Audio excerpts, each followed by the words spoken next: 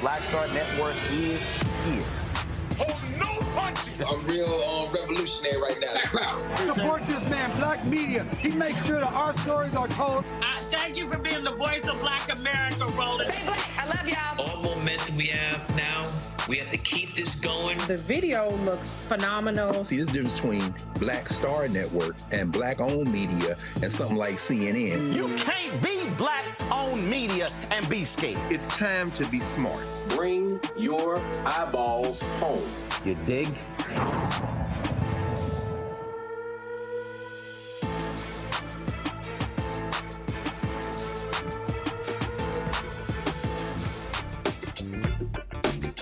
February 8th, 2024, coming up on Roland Martin Unfiltered, streaming live on the Black Star Network. A Black Georgia family says a Black DA mishandled the case of the fatal officer-involved shooting of Devonte Brown by not presenting all of the evidence to the Cobb County grand jury. The Brown family attorney will join us. Supreme Court hears arguments in the election case to keep Donald Trump off of Colorado's presidential ballot. The questions asked by the justices seem to lean towards rejecting the argument that Trump violated Section 3 of the 14th Amendment. National security expert Dr. Nola Haynes will join us tonight to discuss the latest U.S. drone strike and why the Israeli prime minister called a ceasefire proposal delusional.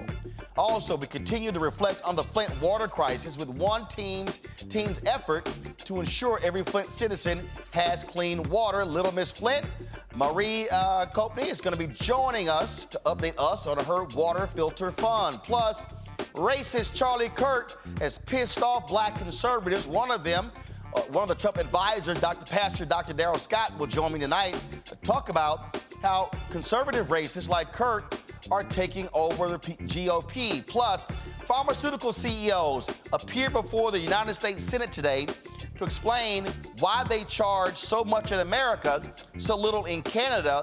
I'm going to show y'all how much these pharmaceutical companies spend on advertising and why little of it goes to black people.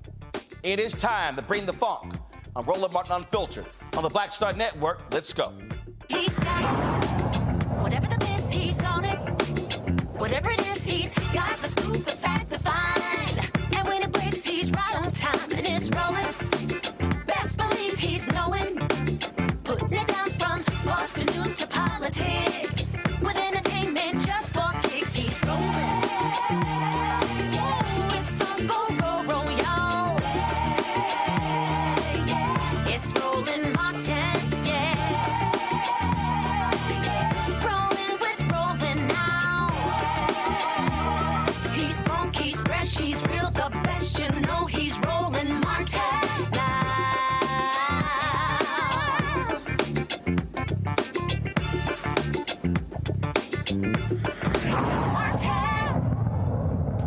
28-year-old Devonte Brown was fatally shot by a Cobb County, Georgia Police Department officer in August of 2021. Reports say Cobb County officers saw Brown driving erratically. He initially was pulled over but allegedly refused to comply. He sped away, leading officers on a brief chase. At one point, the officers tried to box Brown in the vehicle, prompting Brown to hit the police vehicles. As police officers tried to take Brown into custody, Cobb County police officer Ian McConnell fired his gun several times, striking Brown. The Brown family attorney accuses Cobb County DA Flynn D. Brody Jr. of mishandling this case.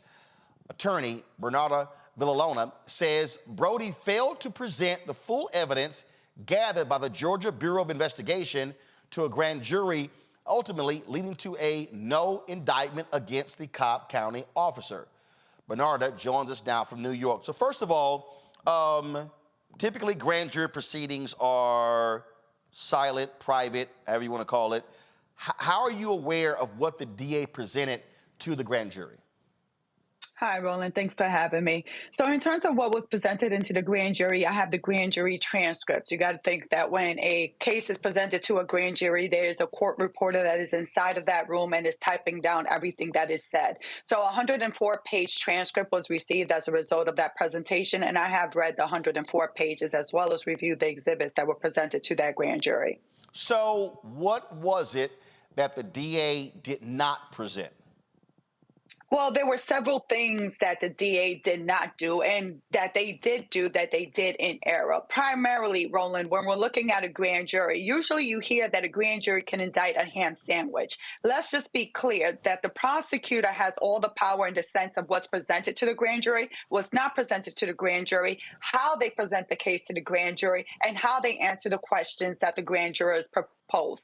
Now, here in this case, Roland, when we're dealing with a police officer that has fired his gun multiple times, 12 times into a vehicle, why is it that no police policy was presented to that grand jury for their consideration. How is that grand jury supposed to know whether what this police officer, Ian McConnell, did was pursuant to Cobb County Police Department policy? That was not presented to the grand jury. Primarily vehicle pursuit, primarily whether you can fire a gun into a vehicle. That was not presented to the grand jury. Wow. Why? Have you heard from the DA why it wasn't presented? Because they had their intent from the very beginning, Roland. From reading this grand jury presentation, let's just be clear, because I'm not just talking to talk. I was a prosecutor for 16 years, and I have presented dozens, hundreds, if not hundreds of cases to a grand jury. So I know how to present a case to a grand jury, and it's supposed to be a fair and impartial presentation.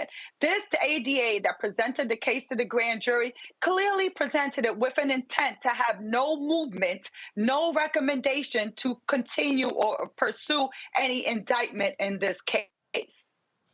So what's next for you? What else can be done?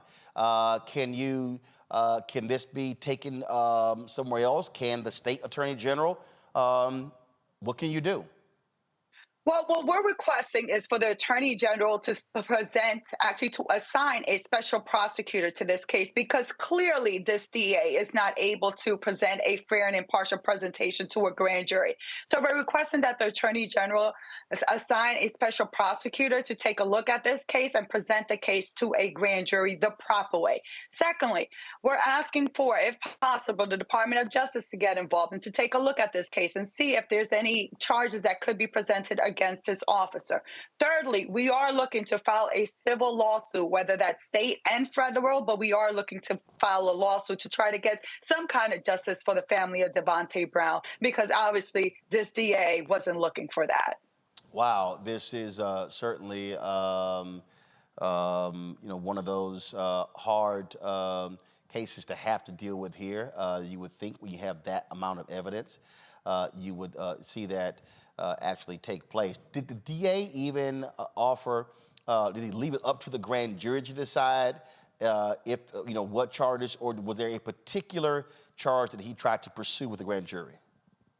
Well, how about this, Roland? The DA didn't even present charges to the grand jury. What they did is that they used this grand jury as a special presentation, and that meaning that they present all of the evidence in a neutral manner. That's how they're supposed to do it. And for the grand jury to make a determination as to whether they should continue the investigation, continue this case, and pursuing to present this case to another grand jury for charges. So charges weren't presented to this grand jury. Ian McConnell, the officer that killed Devonte Brown, didn't testify in the grand jury. In fact, no other officer testified in the grand jury.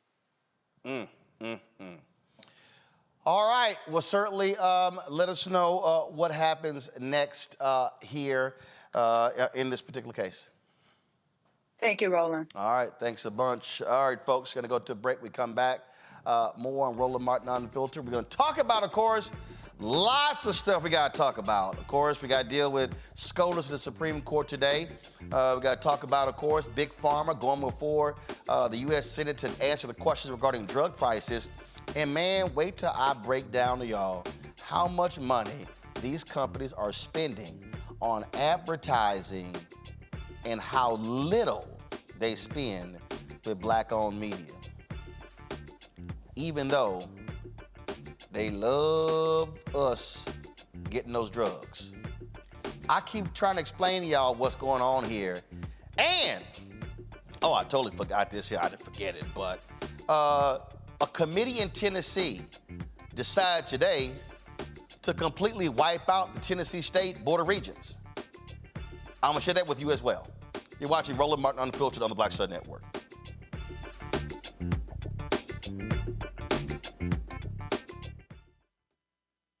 Grow your business or career with Grow with Google's wide range of online courses, digital training, and tools.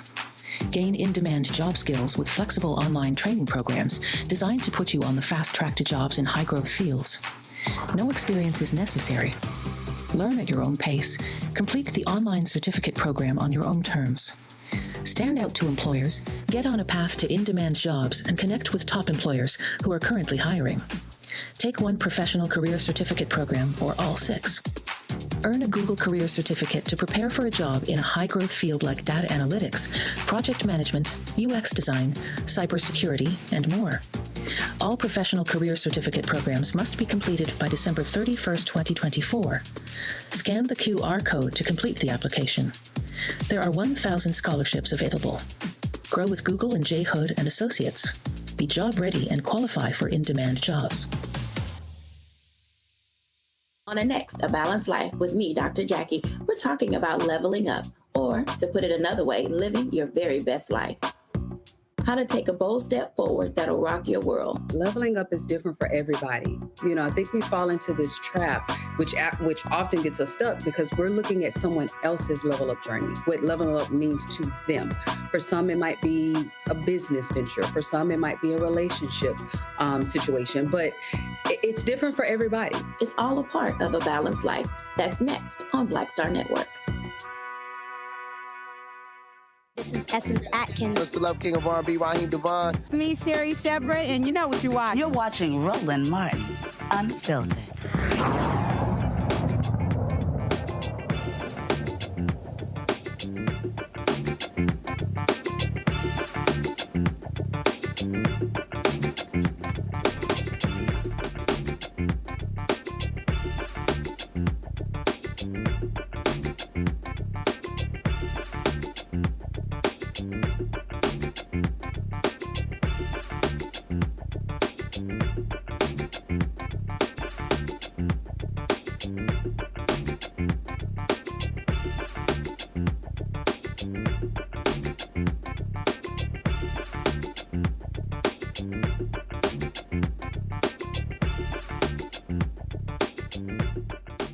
All right, folks, how many times have I told y'all to understand that when people are talking about, oh, how vital our HBCUs are, I've said repeatedly, be wary of that because many of them are public institutions in southern states.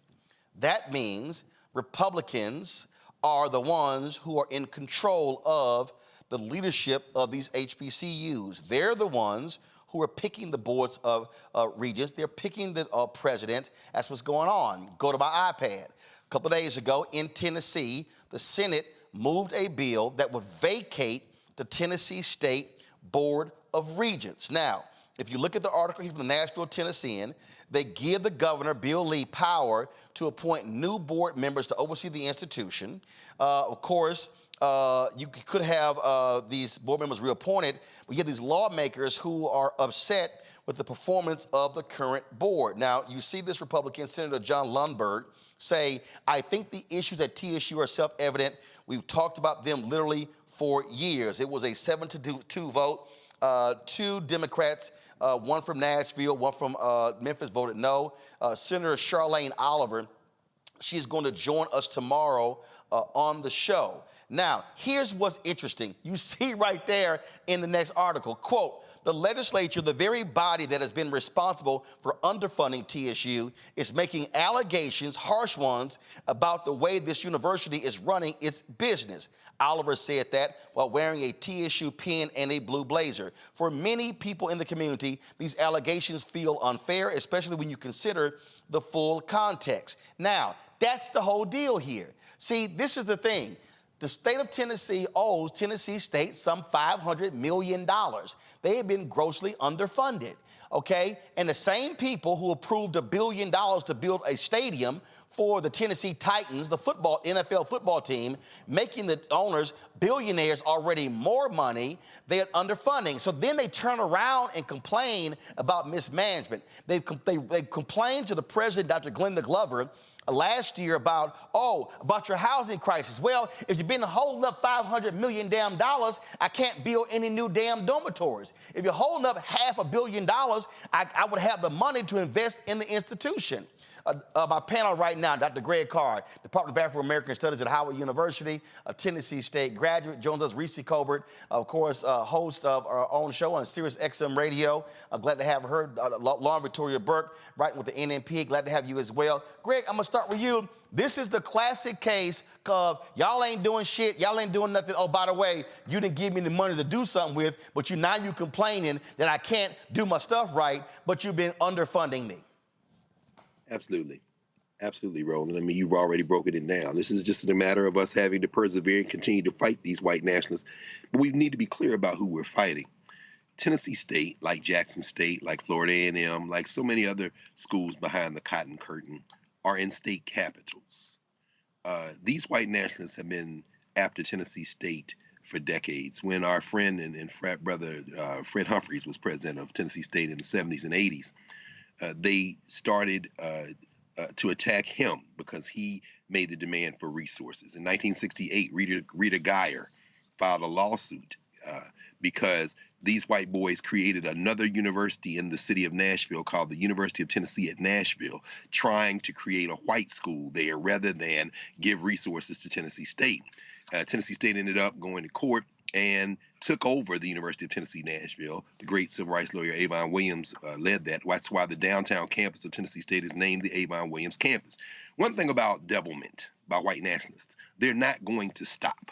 So this actually, ironically, comes in the wake in 2016 of the legislature in Tennessee and the governor giving control of the boards of trustees to the schools in Tennessee that had before then been under the control of the governor and gubernatorial appointments in the Tennessee Higher Education Commission and the State Board of Regents. Memphis State was pushing for that. University of Memphis now, I think it calls itself. But anyway, long story short, to bring this to a close, these white nationalists are never going to give Tennessee State what it wants. They would love to have a university in Nashville that they can go to and get quality education cheaply, government employees. They've tried to make Middle Tennessee State that university, but this is not going to end. We need to understand that we just need to fight these white nationalists on this, and there's no compromise. They need to be rolled over. See, the thing here that's quite interesting, Reese, is go back to my iPad. You'll see what the Tennessean story says. Last February, the state threatened to dissolve the TSU board and place the school under the authority of the Board of Regents after a scathing audit for the Tennessee Comptroller's Office revealed issues with leadership, financial decisions, and housing at the university. Instead, the state allocated $2 million for another in-depth audit of TSU and gave the board a year to fix the problems. The results of that audit have not yet been released, something Oliver pointed out as she called for the committee to delay its vote to give time to hear from the auditors. Now, how stupid is that? How dumb is it, Reese, for you to pay for an audit and you don't have the results of the audit back to determine what the auditors say, and your response is, get rid of the board? Common sense under any audit is you wait to see what the audit reveals, then you go, okay, what's the course of action? Yeah.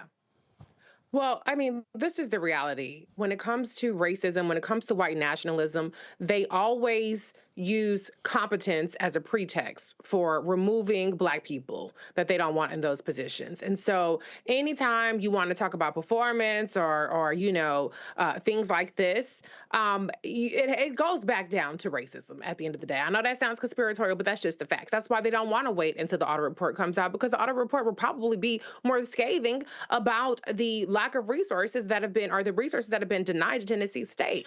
But I always look at things like this as another salvo in the Republican war against Black education, against education in general. We've seen in multiple states now, Florida and in Texas, and I want to say Oklahoma recently made the news. They are dissolving DEI in public education, in public institutions. And so this is taking it a step further, where they're not just trying to dissolve DEI in public institutions that are not predominantly Black, but they're trying to take over HBCUs. And so if that kind of model is allowed to follow, if the kind of model where it was in Mississippi, where they want to take over basically policing parts of the city and take that, put new courts in to have jurisdiction over parts of the city so that they can control what they want to control. It's all out war on Black people. And that's why I continue to say we're having the wrong discussion when we talk about democracy, because democracy has never truly worked for us. It wasn't designed to work for us. We weren't even human beings, according to the founding documents of this country. We need to be talking about citizenship. And when you do not have the ability to influence who gets to control the aspects of your life, the aspects of your education, then you don't have full citizenship in this country. So Black people need to wake the hell up. And all of this, that we keep seeing 20%, 30%, 15% turnout, when we have the capacity to vote and run over these people, as Dr. Carr said, this is the chickens coming home to roost on our apathy. And here's the thing here, Laura, that we have to understand when we look at, what's happening here. We showed on here the hearing where one of these white Republicans was trying to figure out why all these kids trying to go to y'all school? What are y'all doing different these other people? They are angry that these Black kids are not going to these other state schools in Tennessee because these Black kids are saying, why in the hell do I want to go to those environments and not be treated as a 100% American? And so now it's like, oh, let's go ahead and get rid of the board. Here's what people have to understand. The way you destabilize an institution is you gut the leadership. Mm-hmm. You put handcuffs on the president, you gut the board, and now all of a sudden it's, we're now going to put in a new board. I have seen this, and again, I love all these people out here. I was smacking one around the other day who was talking this crap, and he was actually an Alpha brother as well, but I don't know if he legit Alpha or not, but he was complaining about how we don't have people out here who are covering our stuff, but then they get mad if you go to a PWI and you cover their stuff. And I told that fool, I said, man, there are 107 HBCUs. I've been to 54 of them. You ain't never seen 54 HBCUs. And I can call 30 presidents on speed dial right now. And I've done more stories and dealing with this here. And Lauren, it's the same after same. When we look at what's happening with state institutions, if they want to control the outcomes, they cut the head off of leadership, and that's exactly what they're doing in Tennessee. And people have to understand what's happening with these fascists in Tennessee. They split Nashville into 4 separate congressional districts to get rid of the Democrat in Nashville. They've been trying to split Memphis up, but they've been unsuccessful. Did it on the county level, but they can't do it on a city level. They are literally trying to attack all the institutions. They passed a bill, the folks at the Tennessee Holler, these fools passed a bill where they are allocating literally massive breaks to businesses and won't tell the public who the companies are. The Republicans in Tennessee are running a MAGA game plan that other Republicans are watching, and they are going to try to do the exact same thing in other states. So Black folks at your HBCU supporters in other schools, y'all had better be paying attention. And lastly, Lauren, where in the hell are the Black civil rights groups not standing up for Tennessee State? Yeah, well, also, too, I think certainly we have now 53 members of the Congressional Black Caucus. I know that they're not all in Tennessee, but, their voices amplified on this issue would help. I mean, it is a consistent pattern that we saw after Brown v. Board. It's sort of a massive resistance type of pattern of we would rather destroy what you have than to have you in charge of something or sharing the educational system with us. And here we are, only 12 to 13% of the population.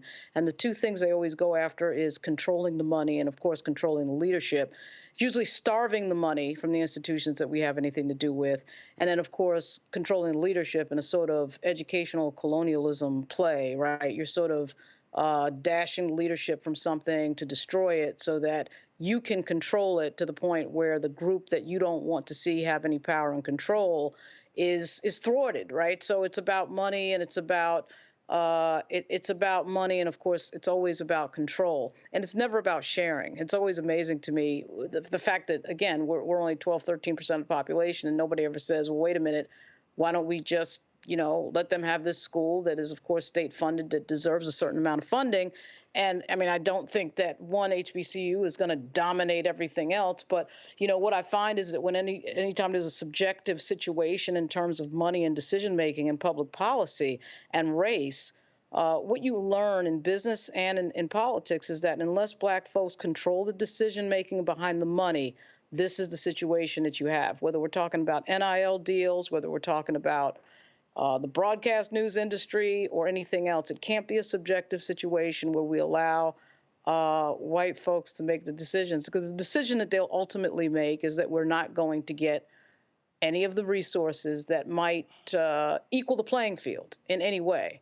Yep. The fact that there's a debate going on about NIL right now is quite interesting, because they don't want to see Black kids get rich. Yeah. Well, actually, we're going to hold that thought, because I'm actually going to bring it up a little bit later. I saw the article the other day, and I was kind of like, oh, y'all out y'all damn minds? Well, we're going to unpack that as well. Hold tight 1 second. We're going to pick up. Go ahead, Greg. Go ahead. Just very quickly, as you know, but some of the viewers might not know, it's very important, that point you made on leadership. Glenda Baskin Glover, the current president of Tennessee State, who they were determined to get rid of, in addition to a PhD, she's a CPA. That's why they don't want this report to come out yet. They have to get rid of her. Yeah. Of all people. She knows the money better than all of them. And she's been under attack, and she announced that she's retiring at the end of this academic year. I mean, when you're constantly being beaten and berated, you get tired. She's leaving. That's right. That's right. Absolutely. All right. Hold tight 1 second. We come back. We're going to talk about foreign policy. Dr. Nola Haynes will join us. President Biden is facing some serious headwinds, especially with young voters, Muslim voters, when it comes to the Israel-Gaza battle. And now you got Netanyahu, the Israeli prime minister, rejecting any attempt at a ceasefire. We'll talk about that and some other stuff. That's coming up next on Roland Martin Unfiltered on the Black Star Network. Support us in what we do, y'all. Your dollars are critically important for us doing what we do. I keep telling y'all, we're fighting a good fight. In the next hour, I'm going to talk about these pharmaceutical companies that are spending a paltry amount of money with Black people. And so so understand why your dollars matter as well. Trust me, when I tell y'all, if 20,000 of our fans give a total of $1 million, that is huge, huge for us. That is almost half of the budget that we need. We spend $195,000 a month on this show, on the network, the 5 shows, everything, the hosts, the producers, everything. Folks, that stuff absolutely is important. And I'm telling you right now, I keep hearing it everywhere I go. I was at the White House yesterday. I've been in conferences. People stop me saying, man, keep doing what you're doing. And let me tell y'all something. I appreciate everybody who thanks me for what we do, but I can't deposit those. I appreciate everybody saying, I'm praying for y'all. I appreciate prayers, but I cannot deposit that to pay the light bill. And so when we talk about hours, when we talk about covering our stuff, literally, I had somebody say, you cover stuff that other networks ignore. Yes, we do. But it can't happen if the lights get turned off and we broke. So please, support us. Send your check and money order to P.O. Box 57196, Washington, D.C. 20037-0196. Cash App, $RM Unfiltered. PayPal, R Martin Unfiltered. Venmo is RM Unfiltered. Zelle, Roland@RolandSMartin.com. Roland@RolandMartinUnfiltered.com. We'll be right back. For the last 15 or maybe 16 years, 18 years, I'll say, since when I moved to L.A., I hadn't had a break. I hadn't had a vacation, probably a week vacation here or there. Right. This year, after I got finished doing Queen Sugar and we wrapped it out, because I knew I had 2 TV shows coming on at the same time, I said, I'm going to take a little break. So I've been on break for the first time, and I can afford it now. Praise God. You know what I'm saying? Right. So I can afford it. I'm like, I can sit back and ain't got nothing to worry about, man. But this was the first time in almost in 2 decades that I've actually had time to sit back and smell the roses.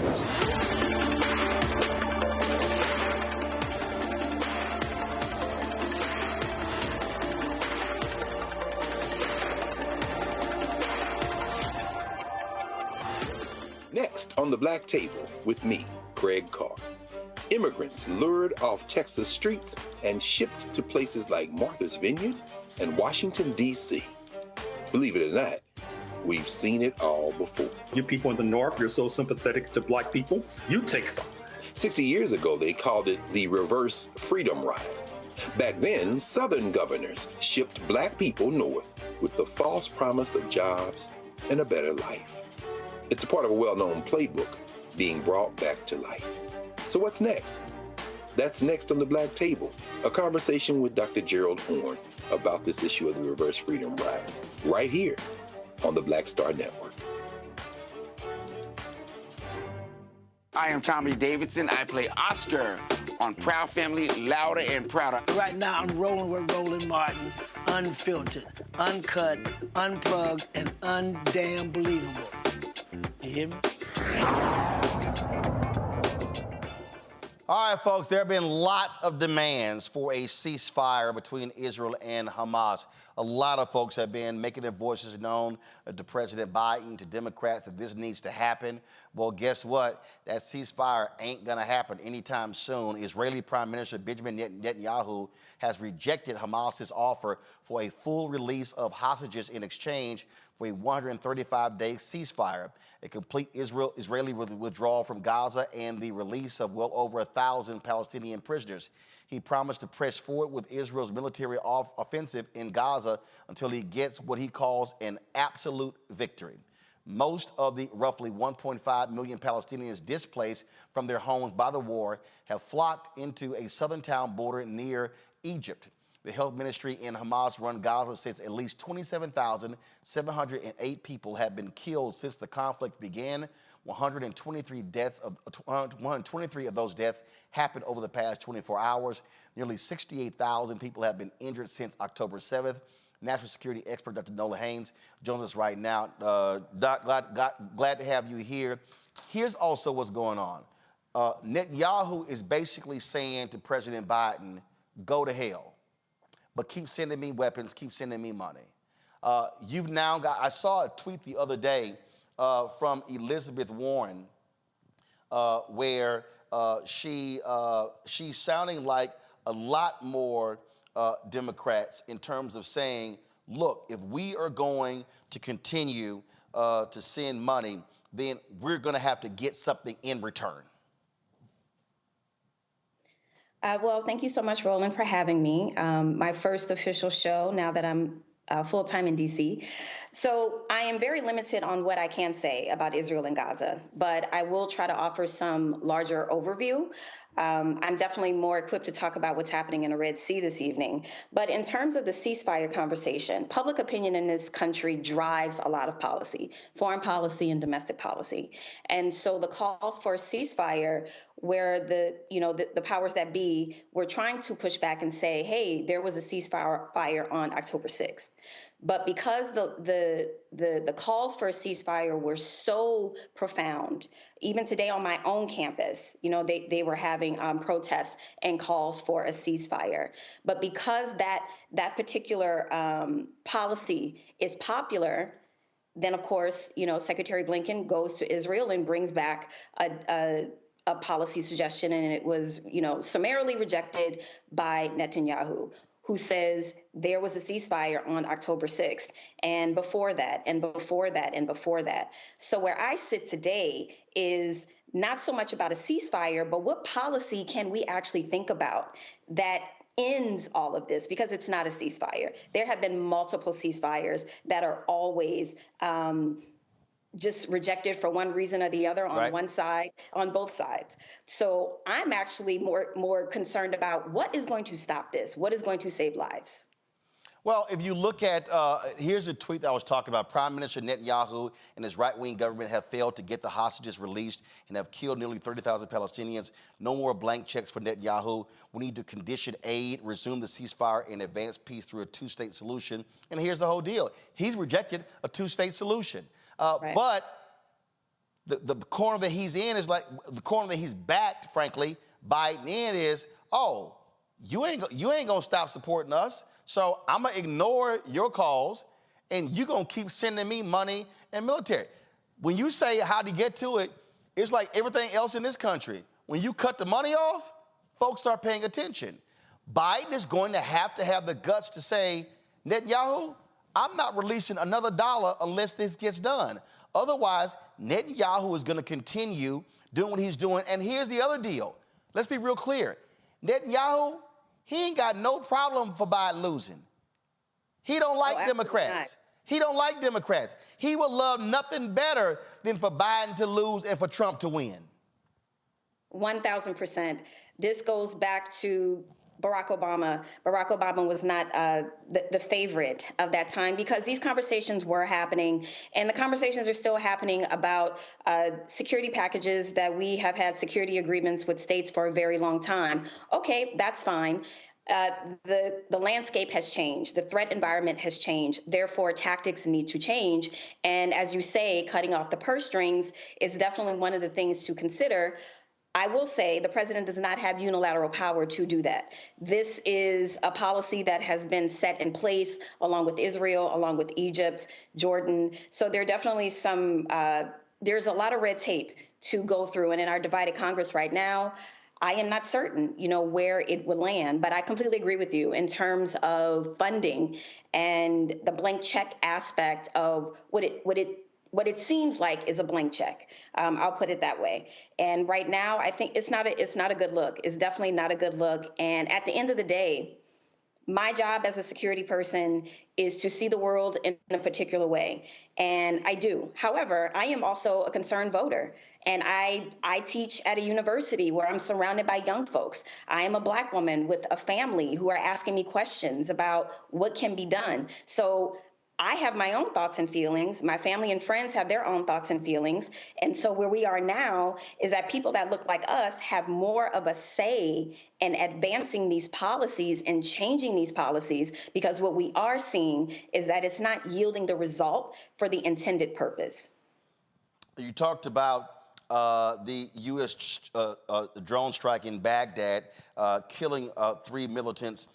They went after, again, a militia leader linked to the latest attack on American troops. Of course, we had those 3 Black soldiers from Georgia who were killed. The responses never even went off to stop that drone from coming in. So that was a massive failure on the military's part. And so, look, that was going to be a response. The reality is that this is what Americans do. You have to make a decision, and what's a proportional response to that. Then you have Republicans who are saying, oh, this is getting us into a wider war. Your thoughts? That is a very unfortunate situation. I was actually in Tennessee when I got that news, traveling with someone who was in the military. So it hit really, really, really hard.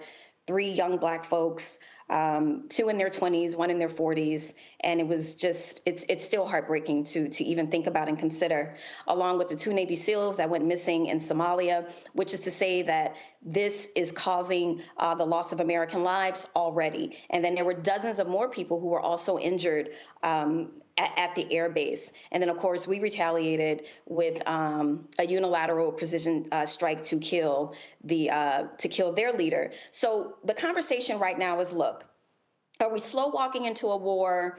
What's up with the precision strikes? What are we doing here? The issue is Iran nor the U.S. wants to get into a war. And I know a lot of people do not believe that. I have heard all the side conversation, but I'm here to tell you, as a person who does this stuff every single day, no one wants to go to war. But what is happening in the Middle East right now is in many ways unavoidable for the U.S. to get involved, especially when we're talking about global maritime trade and we're talking about protecting not only our own maritime ships, but also our partners and ally ships. So right now you have these retaliatory exercises that are going on, the technical word is proportional responses. But in the region, people want the U.S. to respond a lot stronger because this sort of activity has been going on for far too long, and people in the region are just simply tired. So they're like, okay, is the U.S. partners and allies going to show up, or is it going to be this constant, you strike, we strike back? So that's where we are right now, because no one wants to go to war. No one wants that. So when you don't have either side who wants to go to war, you're going to have a lot of this back and forth and back and forth. But the way things are looking, I don't know if I feel that the back and forth strikes are being effective, because they're still happening. Reese, I'll start with you. You have a question for Nola, but I also want to ask you this here. I mean, look, this is the political trap, frankly, that Biden is in. His poll numbers are being impacted. You've got a significant part of his coalition that's saying they're not going to vote for him because of what's happening in this particular war. He's got a prime minister who's a right-winger who doesn't give a damn about him, hated the guy who he served under as vice president. He hated Netanyahu, hated President Barack Obama, and he would love nothing more than Trump to be in there. And so Biden has to make a decision as to what he is going to do in this particular issue, because frankly, this with other stuff could cost him the election. Absolutely, and that is a huge concern. As I sit here as a foreign policy expert, the election is on my mind. I'm an American. I have a stake in this. We all have a stake in what this country is going to look like. And I tell my students, listen, I hear you, I feel you. At the end of the day, the question you need to ask yourself is, what do you want the country to look like in 25? Do you want the country to look like some semblance of democracy, or do you want it to completely disappear? In as much as democracy is absolutely flawed, and I would argue that word is not even a word until we get into the late 60s with civil rights policies and laws, but what's the preference? What world do you want to live in? Which is what foreign policy is about. You envision the world that you want to live in. And I don't want to live in a Trump world. There's nothing about that is appealing to me. So while I sit here as a professional, I am also a voting American. So I am very concerned about it. It's something that I talk about a great deal. Probably a lot of my colleagues would like for me to probably shut up about it, but it's real. And especially in our community. And, one of the things that I do in my capacity is I pay close attention to misinformation and disinformation on social media and how it's impacting Black voters. And it is heavily impacting Black voters because they are constantly fed over and over on social media these horrific images of these children dying, what's happening in Palestine. They're not paying attention to mainstream media. They're on social media getting their news. So I am absolutely concerned about how this is impacting the very good work that the Biden-Harris administration has done. And so this is a concern, not just for me, but for a lot of people. Reese.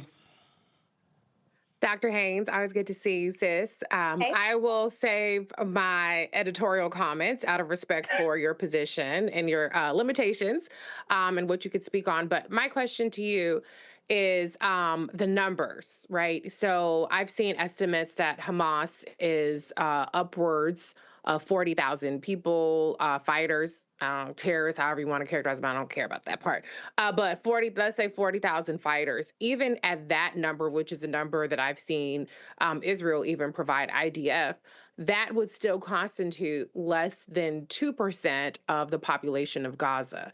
And I've seen Israel make claims that they've killed 9,000 Hamas fighters. So that would be remarkable, extraordinary precision in taking out a third of Hamas's fighters by getting 100%, essentially, those numbers would almost constitute 100% of the men who are not women or children being killed, being Hamas. And so I'm just curious if you're aware of any efforts from the United States to actually put a number on actually the number of Hamas fighters that are killed, because we know it's not 9,000 people. There's no way that you managed to have 60% of your victims or those killed be women and children, but yet you have 100% accuracy, near 100% accuracy in the men that you're killing, unless the intention is to kill women and children as well and don't give a damn. So I'm just curious if you know of any efforts by the United States to have any kind of independent verification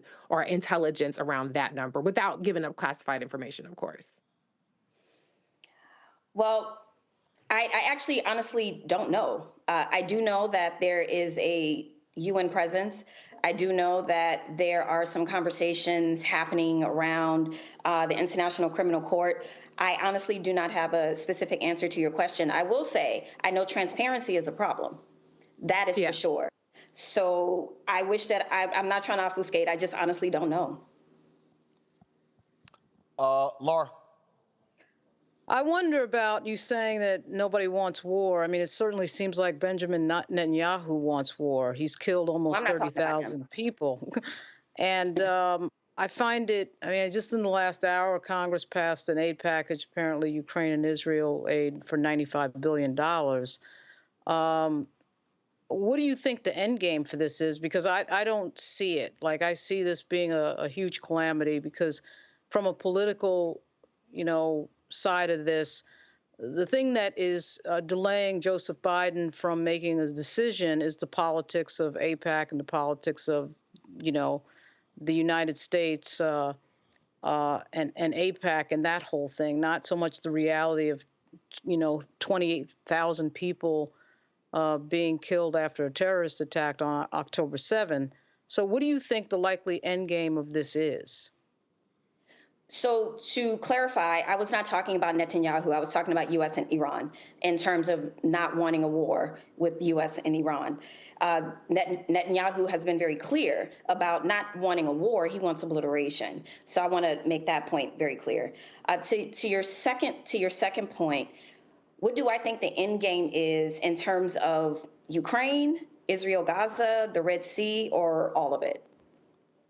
Israel, this moment here where we're watching close to 30,000 people after a terrorist attack, obviously Israel's reaction to a terrible terrorist attack on October 7, they've now killed close to 30,000 people. So I wonder, what do you think the end game of that is? Israel, not Ukraine. Global pressure. The global pressure campaign is mounting. More countries are chiding Israel for what they're doing. They're killing innocent people. And while, yes, Hamas absolutely does build tunnels under civilian institutions and structures, which is heinous in and of itself, it doesn't give you the right to just kill people, especially children. So there's another side of the argument that people in the defense and security world will make. Well, Hamas are the ones to blame because they put their own people in that situation. So that's one argument to make. But to your specific question, what do I think the end game is going to be? I think there's going to be a global pressure campaign to where Israel's going to have to, at some point, stop what they're doing. Because it's one thing to be big and bad, and you think the U.S. is weak and vulnerable right now, and you want to push back against the president, you want to push back against the Secretary of State. Okay. Like I always tell people all the time, don't bet against the U.S. And while in many parts of the professional thinkers and analysts that are dealing with this, it is becoming very clear that cooperation and diplomacy is not working. So therefore, you got to pull out a stick. Greg?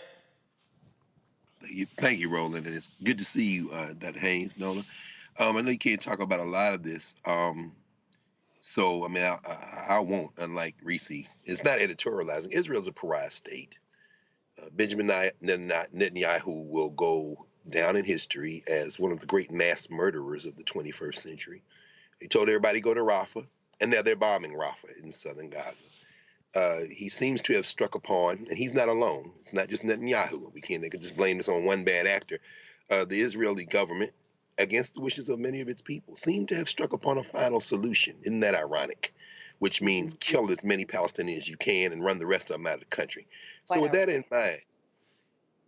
in mind, what do you think will be the trigger, if you can talk about that will force the United States to join just about every country in the world, besides Western Eurasia, Europe, in standing against Israel in its mass murder campaign? Will it be war? Because that's exactly what's going to happen. Iran is going to get in this. I mean, they've already said. And so will it be dragging the United States into a regional war? Will it be supply chain with what we see happening in the Red Sea? And you mentioned being prepared to talk about that. I don't know if you have any thoughts on how the prices may go up here as a result. And finally, the United States, the citizenry of the United States, which many people are protesting, but most people are just unplugged. They're worried about the Super Bowl. They don't realize that the world stands against Israel at this point. So what would be the trigger, do you think, that might just force the United States to finally abandon their agent in the Middle East, Israel? That is a very complicated question because it is nuanced and it is layered. It is a reason why the U.S. is a security partner with Israel. Once upon a time when Israel was also our security partner, a question could be posed, are you still our security partner? And I think there's enough evidence pointing to that they probably are not. So where we are right now is truly an inflection point. As I sit here as a Black woman who is a foreign policy expert, 10 years ago, 20 years ago, there weren't a whole lot of folks like me out there talking about these things. But today, there are a lot more people that look like us in this room who are talking about these things. And what does that mean? That means you're going to have different conversations around the policy table. That means you're going to have different perspectives around the policy table. So we are at an inflection point right now in the 21st century as we face 21st century security threats and problems and challenges to where policy has to catch up to the 21st century. So what we are talking about, we're talking about in 1948, the hope of Israel, what it could be, you know, what it was in the region, the stabilizing force of democracy in the region. Are we still talking about that same state? And if we are not talking about that same state, with all due respect, it was never that. The hope of the state was humanity. Israel was a settler colony. It was put there for a purpose. The British did not like the Jews. None of Europeans liked the Jews. The Americans didn't like the Jews. Calling Israel the hope of the region, I think, is mythology. Okay, well, we can agree to disagree. My only point is, no, of course. Whatever Israel was to the United States, it is not today. Okay, that's important. Thank you. Yes. All right, well, we'll see what happens next as we continue down this path. Dr. Nola Haynes, we appreciate it. Thanks a bunch. Thank you. Folks, 10 years later, the Flint continues to be affected by its water crisis. My next guest after the break is a young lady who has been trying to do her best to raise money to help folks have clean drinking water. Little Miss Flint joins us next. She ain't so little now. She's still little, but she like a little bigger. She joins us next right here in Rolling Martin Unfiltered on the Black Star Network. On the next Get Wealthy with me, Deborah Owens, America's Wealth Coach, the wealth gap has literally not changed in over 50 years, according to the Federal Reserve. On the next Get Wealthy, I'm excited to chat with Jim Castleberry, CEO of Known Holdings. They have created a platform, an ecosystem to bring resources to Blacks and people of color so they can scale their business. Even though we've had several examples of African Americans and other people of color being able to be successful, we still aren't seeing the mass level of us being lifted up. That's right here on Get Wealthy, only on Black Star Network. When you talk about blackness and what happens in Black culture, we're about covering these things that matter to us, speaking to our issues and concerns. This is a genuine people-powered movement. There's a lot of stuff that we're not getting. You get it, and you spread the word. We wish to plead our own cause. Too long have others spoken for us. We cannot tell our own story if we can't pay for it. This is about covering us. Invest in Black-owned media. Your dollars matter. We don't have to keep asking them to cover our stuff. So please support us in what we do, folks. We want to hit 2,000 people, $50 this month, raise $100,000. We're behind $100,000, so we want to hit that. Y'all money makes this possible. Check some money orders. Go to P.O. Box 57196, Washington, D.C. 20037- 0196. The Cash App is $RM Unfiltered. PayPal is R Martin Unfiltered. Venmo is RM Unfiltered. Zelle is Roland@RolandSMartin.com. Farquhar, executive producer of Proud Family. Bruce Smith, creator and executive producer of The Proud Family, Louder and Prouder. And you're watching Roland Martin Unfiltered.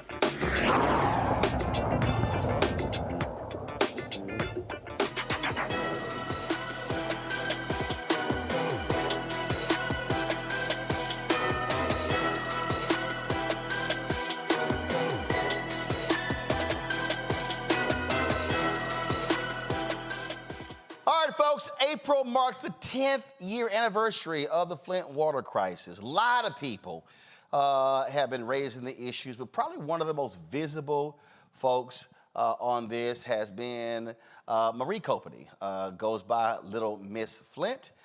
She's been covered all over the place, lots of media attention. She's been out there on award shows.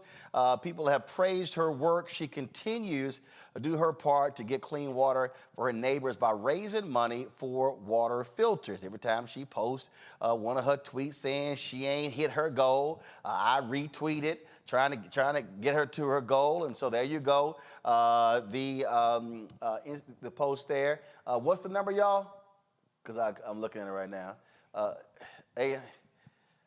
836,000, trying to get to $1 million. So Little Miss Flint joins us, and so I say little bigger Miss Flint.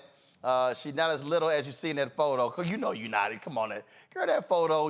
How old were you in that photo you posted? The one on the water filter thingy with the thing, like, what's that? 12. 12. I was 12. Yeah, how old are you right now? I'm 16. I turned 17 this year. Told you ain't the same size. You ain't the same. Nope. Also, you said my name wrong. What is it? Mari. You said Marie. It's Mari. And two, I heard what you said. I am not no short midget. I am offended. No, I didn't. I didn't say that. I said you ain't little. I said so you little bigger Miss Flint. That's what I said. Don't try to gaslight me. I already know what you said. Oh, no, I'm saying you a little bigger. I'm saying you ain't a shorty like you used to be. Okay, so like you're a little bigger, but you're probably still short. All right, so let's talk about So first of all, I had you on last time. So explain to people who don't quite understand the water filter that you have been promoting, working on. Okay, so basically, I partnered with this water filtration company called HydroViv, and we cooked up some ideas, and boom, I got my very own water filter. And the main reason why I started doing my water filter was because I used to do these big water drives. Like I gave out over 1 million bottles of water. And, it was fun and all until people weren't really, like, being respectful of, like, the environment because they were literally, like, throwing the water bottles, like, on the ground, literally wasting it.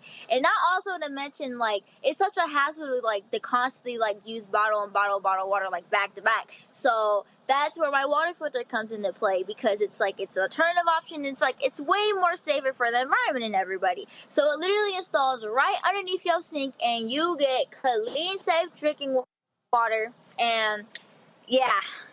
So you're saying with the existing people, they're still trying to get pipes replaced, whatever. But if they install this filter, they'll have clean drinking water. Yup. For the folks control room, do y'all have the video or the video of the filter, photos and whatever? Go ahead and show that. So how many filters have been purchased or y'all given out so far? Thousands.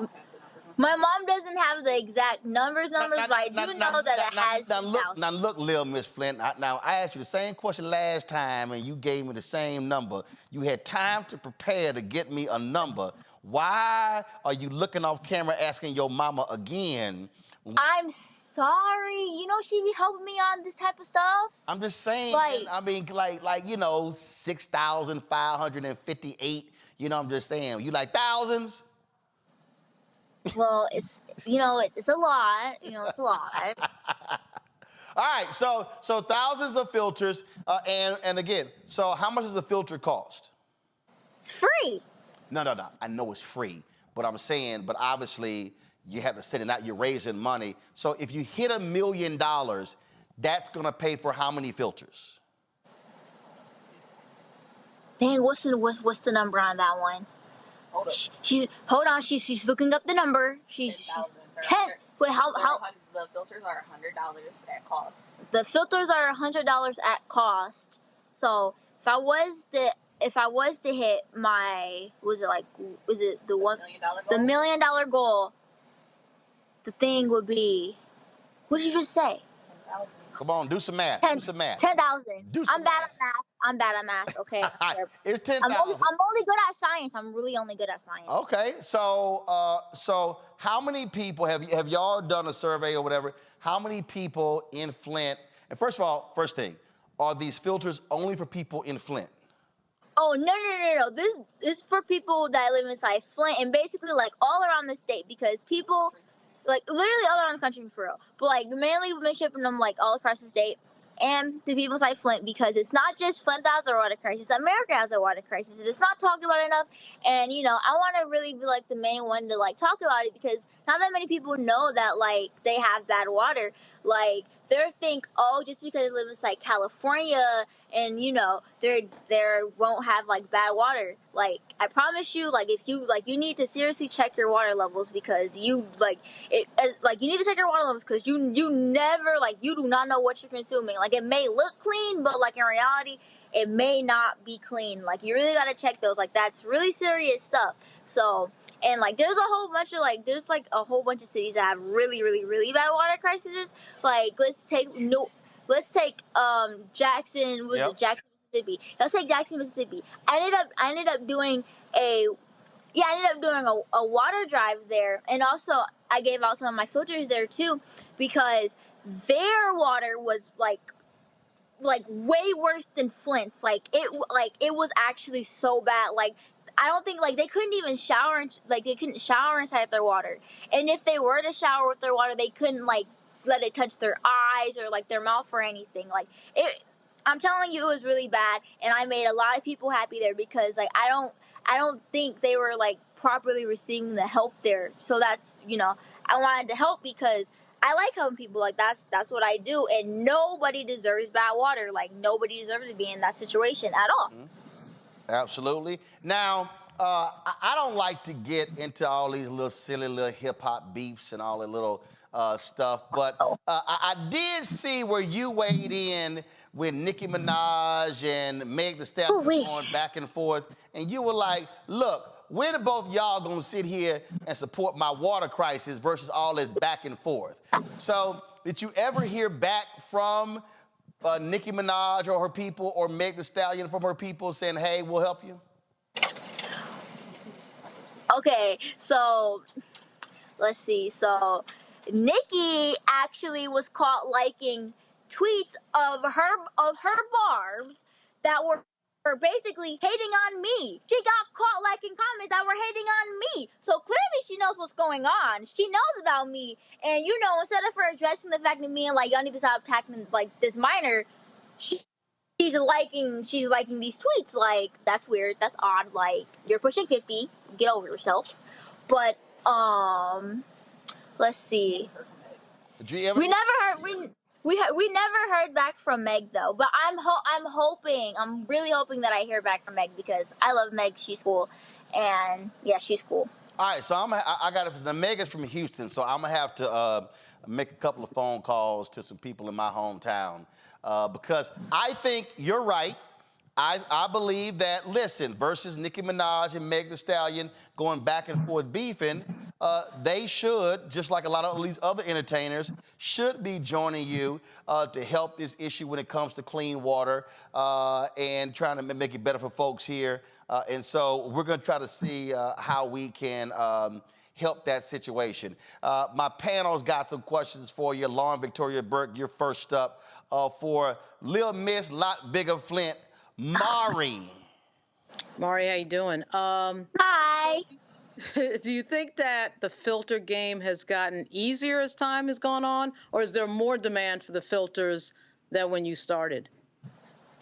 There's more demand. Like at first, it was a little bit like at first it was a little bit easy, but then it like became like trickier over the time. But it's a lot more demand now. Wow, thanks. Greg. Thank you, Roland, and thank you, Mari. Question: the way I understand it, these filters are good for 3 to 5 years. So, any thoughts on a structural fix? Have you been in conversation with the governor, the legislature? I mean, because to take that burden off of you and everybody trying to raise money, which we have to do, at some point this thing just has to be fixed. Any thoughts about that? And thanks. Well, I mean, they have to fix the pipe, and the pipes here inside Flint actually are not still fixed. It is a whole new year, and our pipes are still not fixed, and that's it's a little bit iffy because they were slowly getting fixed around. I think it was like 2020 around that time, but then COVID hit, and everything had got shut down, so everything messed up with that, so. They literally have stopped, and have they been I don't think they've been recently back working on them. I don't think. According to the city, they said they completed the pipes in December. Oh well, according to the city, they said that they have completed the pipes, but that's not what the residents are saying at all. We still have bad water. Why do y'all think it's okay to lie like that? That's not cool to lie like that. Why they playing this at our face? Why is you playing this at our face? Reese.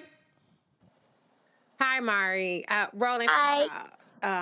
Meg Thee Stallion said what she said, and then Nicki Minaj spiraled for 7 days or whatever. Oh, it wasn't a little back and forth. I don't care. Both of them should be hooking up with Lil Miss Lot Bigger Flint. I agree, but I have to correct the record because Megan just said what she said, and that was it. Anyways, Mari, what do you think about the latest news that came out? I mean, obviously it's a paltry amount, but I'm just curious if you had any thoughts on the new payments that are coming out of a lawsuit of $1,500 a person in Flint as a result of the lawsuit that was settled. I don't know if you've heard about that or if you have any thoughts on that, but I'm curious to hear your opinion. Who was a tough one. There's no thought about it. Nobody's seen a dime of any of that money. Oh well, apparently nobody has seen any dime of that money at all. So I can't really give a thought on it because nobody's seen the money.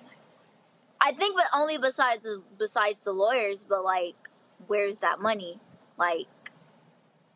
Where is it? Oh, trust me, we had a conversation last night about that on the show, and we have been asking the very same question. All right, pull the GoFundMe up one more time, folks. Please, this is the GoFundMe, the Little Miss Flint Clean Water Fund. The goal is to reach $1 million. So far, 24,000 people have contributed $836,835 to this effort. And as I said, what all y'all should do also when you're seeing these, when you're seeing the tweets and she's talking about hitting the goals or whatever, look, it don't hurt y'all to simply hit a retweet, to share it with people. Hopefully that will encourage them to also give to the project because, look, we got to recognize it's a lot of people out here who literally cannot afford a water filter, and this is absolutely huge, and so we please do so. And so, Mari, good to see you.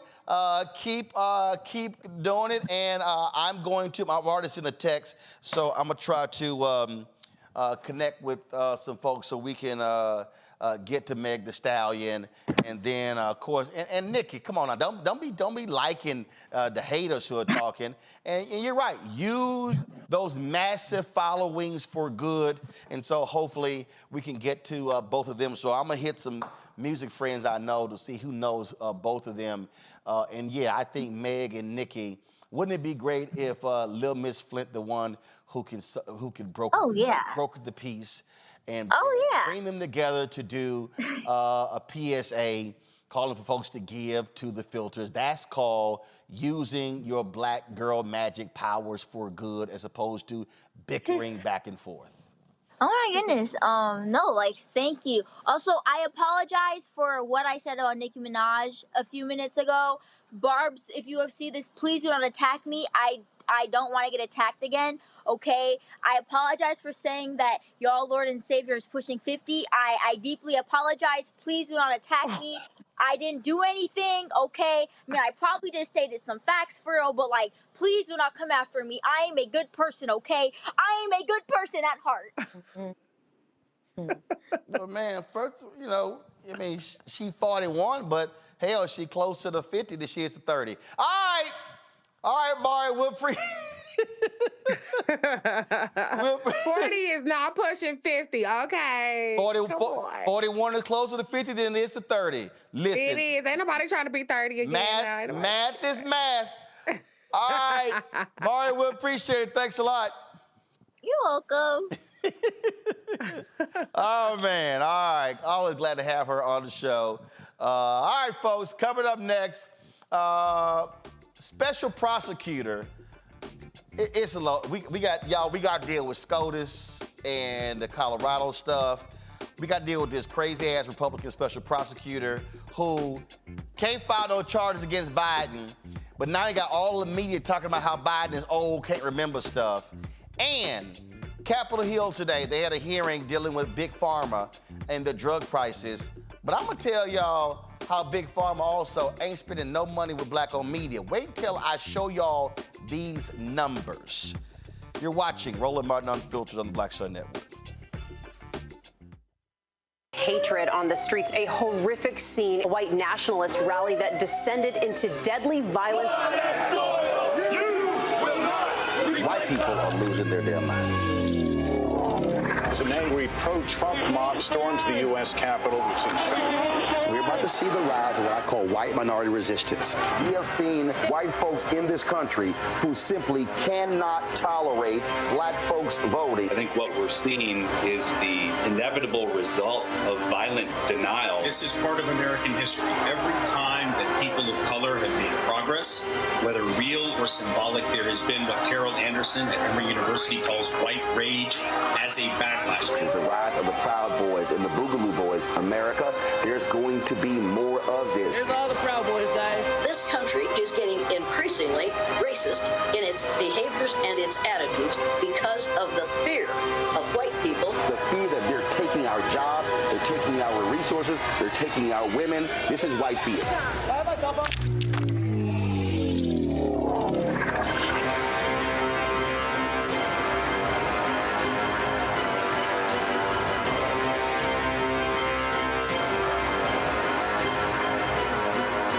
Talk about blackness and what happens in black culture. We're about covering these things that matter to us, speaking to our issues and concerns. This is a genuine people-powered movement. There's a lot of stuff that we're not getting. You get it, and you spread the word. We wish to plead our own cause. Too long have others spoken for us. We cannot tell our own story if we can't pay for it. This is about covering us. Invest in black-owned media. Your dollars matter. We don't have to keep asking them to cover our stuff. So please support us in what we do, folks. We want to hit 2,000 people, $50 this month, raise $100,000. We're behind 100,000, so we want to hit that. Y'all money makes this possible. Check some money orders. Go to P.O. Box 57196, Washington, D.C. 20037-0196. The Cash App is $RM Unfiltered. PayPal is R Martin Unfiltered. Venmo is RM Unfiltered. Zelle is Roland@RolandSMartin.com. Farquhar, executive producer, Proud Family. Bruce Smith, creator and executive producer of The Proud Family, Louder and Prouder. And you're watching Roland Martin Unfiltered.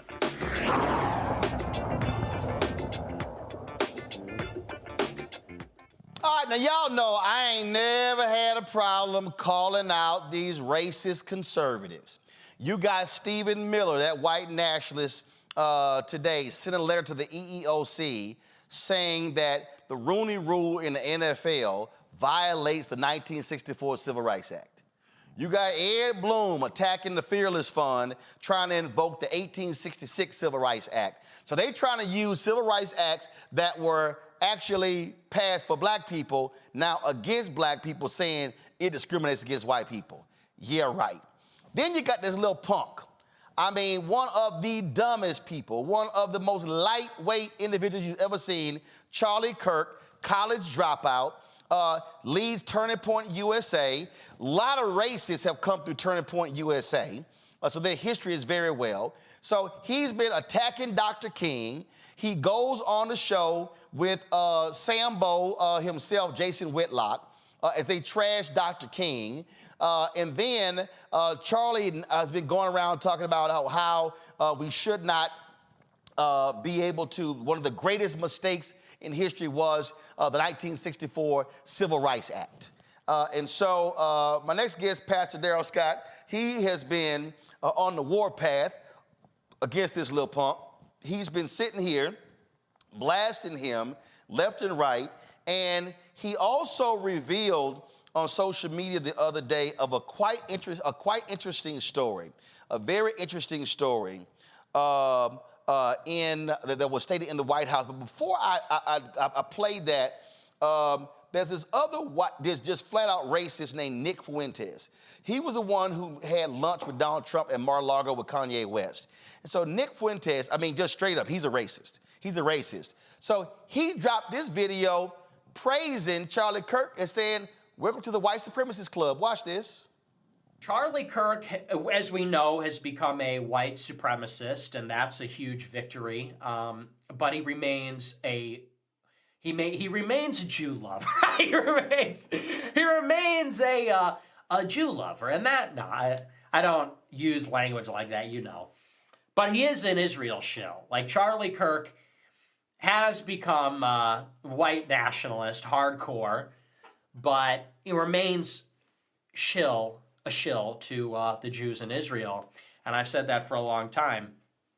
But if Posobiec is coming out swinging on both fronts, it's like, hey, if Turning Point would just stop banning Groypers from their conferences, maybe we could work together. If they would just stop bad-mouthing me and just reintegrate the Groypers into the machine, that would be a win for everybody. So, Pastor Darrell Scott, if a racist like Nick Fuentes is saying, "Hey, welcome to the club," sounds like all your criticism of Charlie Kirk been on point. Hey man, first of all, let me say you got one fact wrong. What's that? He's not a college dropout. He's a junior college dropout. Well, junior. So colleges, you made it seem. Junior colleges are no. Junior colleges are colleges, but technically, yes, you're correct. Go ahead. Yeah. So basically, he has a high school diploma. Well, but we have to check.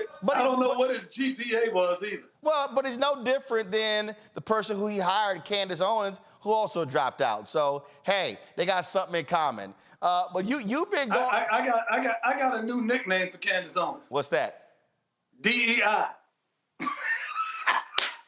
Because she's a diversity hire, if there ever was a diversity hire. Well, she has no education. No, she does not have a degree in broadcast journalism. She did not take political science. She has no prior history of television experience, anything like that. But they gave her a job on the Daily Wire with a TV talk show. So I call her DEI. She's the poster child for diversity, equity, and inclusion.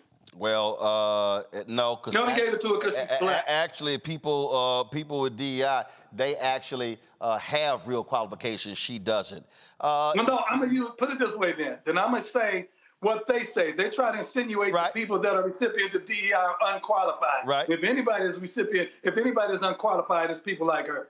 Absolutely, absolutely. First of all, control room, do this here. Alert: President Joe Biden plans on speaking from the diplomatic room at 7:45. So please be on the lookout for that live feed from the White House. That's in about 12 minutes. So please, let's look for that. The thing here is this here. You said something the other day. That there was a meeting at the White House, and Charlie Kirk told Trump, "Just go ahead." No. He didn't tell Trump. So we were in the Navy mess room, the cafeteria at the White House. It was myself, my business partner Kareem Lanier, and several other people were there. 2 other black people were there, and several white people, and we were discussing 2020 outreach to different demographics, and we talked about the evangelicals. We talked about suburban white women. We talked about gun owners. And then when it got to black people, Charlie Kirk said, "I think Trump should just tell black people anything. Just lie to them. He can say anything. It don't matter." My business partner reaches up. Can we cuss on this show? Yeah. It's called. My business partner said, "Man, that's the stupidest shit I ever heard in my life." Then I said, "Charlie, say something like that again, I'll knock the shit out of you, white boy." And so he turned red and said, "Well, hey, I'm just saying." He said, "Don't you never say no stupid shit like that in front of me again." And we checked him real hard, but that showed me right there the content of his heart to even say something like that. Trump should just tell black people anything, lie to them. It don't matter, just say anything. Well, no, Trump wasn't in the room when that happened. Trump was not there. Well, I mean, it's kind of true. He did do some lying to black people, but hey, man, every politician lie to everybody. Yeah, but you know your boy lied a lot more than the whole. What he lie? What he lie about? What he lie about? What he lie about? Hey, that ain't the topic. We'll revisit this another day. Because I want to stay on Charlie Kirk's little punk. Punk Charlie Kirk. Yeah, I don't want this to be Mark Fisher. And I see you don't have much time because you're going to Joe. You're going to Dementia Joe in 12 minutes. I don't want this to be Mark Fisher 2.0. So I'm gonna save you today. You don't want this smoke. Now Daryl. Now you know doggone. Come on, you already know. You know doggone well. You know doggone well. You don't want to smoke, but we ain't gonna go there now. You know doggone well. We can do that another day. Let's not leave the deer to chase the rabbit. We are finally on. This is historic, man. I'm just saying. Me and you on the same side. Charlie Kirk is a racist piece of shit. I got you. Now we're on the same side right here. This is historic, man. I got you, because when I get done with you, you'll be a deacon. All right. This black history. We are making black history right now. So Roland Martin and Dale Scott on the same side of a topic. So here's the question. You've been calling him out, but look, these conservatives, they're not going to stop going to his conferences. They're going to keep embracing him. And so is the Republican, are they going to cut ties with Charlie Kirk because of his rampant racism? And it's very clear. Let me say this. A number of high-ranking people in the Republican Party are definitely on my side in this conflict. And it's something that they feel is long overdue. Charlie Kirk, what he does, he says what he says unchallenged, and he'll wait a few days, and it'll be a little bit of dust up on social media, and he'll ignore it and let it go away. But I'm not the one. I'm not like that. That's not me. I'm sick of it. I'm sick of this shit. And so as a result, I don't plan on stopping anytime soon. See, here's the thing. This is a money-making opportunity for him. You know and I know that right now in America, there is not a lot of hostile racial tension between blacks and whites. We're not rioting against each other. We're not picketing each other. We're not openly hostile. You know, people have their own personal feelings, but there's not a lot of racial tension. He probably made more of Black Lives Matter protests than Black Lives Matter does. Because when he says, I need to save America, in order to save America, I have to be the hero. For me to be a hero, there has to be a villain. So he hides his racism behind CRT, behind DEI, and he makes the black man be the villain. He's perpetuating this racial divide. He's making all white people look at black people with suspicion. And then Charlie can stop it. Charlie can save it if you give me money. And so it's all part of this hustle, but ain't nobody going for that bull crap. Reese, you got a question? You want to ask a question? Yes, Pastor Scott, respectfully, I'm curious, with the Republican Party's turn to naked white nationalism, is this speaking out against Charlie Kirk more about self-preservation for your role? Because as far as I understand, you're still on the Trump train for 2024, right? So obviously, if they don't need black people for Trump, if they have the Charlie Kirks and the Candace Owens, who is black, to be fair, and the Nick Fuentes that are gaining increasing power in the Republican Party. All right, first of all, the Republican Party is not shifting to white nationalism. The majority No, it's of not the shifting. Republican Party. I said it's embracing naked white nationalism. No, as it's not. opposed to the You know dog why? whistles. No. What's happening? I think I'm revealing to them some aspects that, or causing them to think in ways they didn't think before. See, once again, they're masking their racism behind political terms, and so they're making DEI an issue and they're making CRT an issue when it's reality. It's simple racism. Let me say this about the Nick Fuentes. I talked to President Trump about the Nick Fuentes issue. He didn't know that guy. Kanye called him from the car and was coming in to meet. And he said, "Hey, can I bring my friend in?" And once he brought his friend in, Trump didn't know who the guy was. They had to tell him, "Man, get this guy out of here. He's a white nationalist." But that's what happened right there. He didn't know it. Kanye did that. Well, if you let folk first of all, any real high-ranking official has a vetting process, and they wouldn't have allowed either one of them to even walk into the door. So, frankly, this is Mar-a-Lago. It's not the White House. No. Let me tell you something. I've taken people. Listen, I've taken people down to Mar-a-Lago. Daryl, wait a minute. This is my whole point. It's called a vetting process. I have a vetting process. If I have a vetting process, Trump should have one. And if he will allow anybody just to roll up next to him, not knowing who they are, that's a person I don't want in the Oval Office. If you No, because you have to understand, and you and I both are aware of this. That's friend business. No. He has a confidence in me. No, I've taken people down there that he didn't know, but his trust in me says you're not going to bring anybody sideways. I took Ray J down there. He didn't know Ray J. And here's my but point. When I got there, I said I got my friend with me. He said, "Is he cool with you?" Yeah, okay. And my point is, so he ought to know that, and you recognize. My point is, if you people on the streets even know that. My point is, if you put your trust in Kanye, then I question your common sense. Lauren Victoria. You ain't had Kanye ain't been back down there. Kanye hasn't been back down there. Lauren Victoria Burke, your question. Pastor Scott, how you doing? Good. So I gotta just ask you, I mean, don't you think that the Republican Party, when we see people like Steve Bannon and Steve Miller in the White House in senior roles, don't you think the ship has sailed on the question of whether white supremacists are part of Trump's circle and that Trump does court these people? I mean, he is looking for their support. He doesn't seem to be indicating. We didn't see it after Charlottesville, and we didn't see it after the attack on the Capitol, where we saw the Proud Boys at the attack of the Capitol. Like, doesn't that make you really nervous that Trump doesn't call these people out like you're calling out Charlie Kirk right now? Well, I'll say this much. Steve Bannon is a friend of mine. He's a good friend of mine. And all this white supremacist talk about him, I've never seen it. He and I have been together in public, in private. I don't know about it. If I saw it blatant like Charlie Kirk, I'd call it out. I don't know Steve Miller like that, and I haven't researched him like that. I have a relationship with Trump. We go back a long time. We go back almost 12 years. He's my friend. He ran for president. I roll with my friend. If he'd have lost, I roll with him. He goes away, I go away with him. He won. What do you want us to do about it? But I will say this, the Republican Party, by and large, is not the racist entity. There are no more white supremacists in the Republican Party than there are black supremacists in the Democrat Party. There are no more white nationalists in the Republican Party as there are black nationalists in the Democrat Party. I'm telling you, it's political speak, but the average Republican is not a racist. I know that. Well, I look at people on an individual basis. I don't look at people on a collective basis. Well, the average Republican may not be a racist, but there's sure a lot of racists who were fired from the administration and they were hired in the first place. Greg Carr, your question. Thank you, Roland. And thank you, Reese, for trying to get a brother a chance to say I'm basically just in this for, some economic opportunity. And thank you, Lauren, for walking him through the history. I just got a 3-word question, Brother Scott. Are you serious? About what? Am I serious about what, man? Come on. Hey, don't come at me with the bullshit. Just talk right. I'm on the side that I'm on because I want to be over here.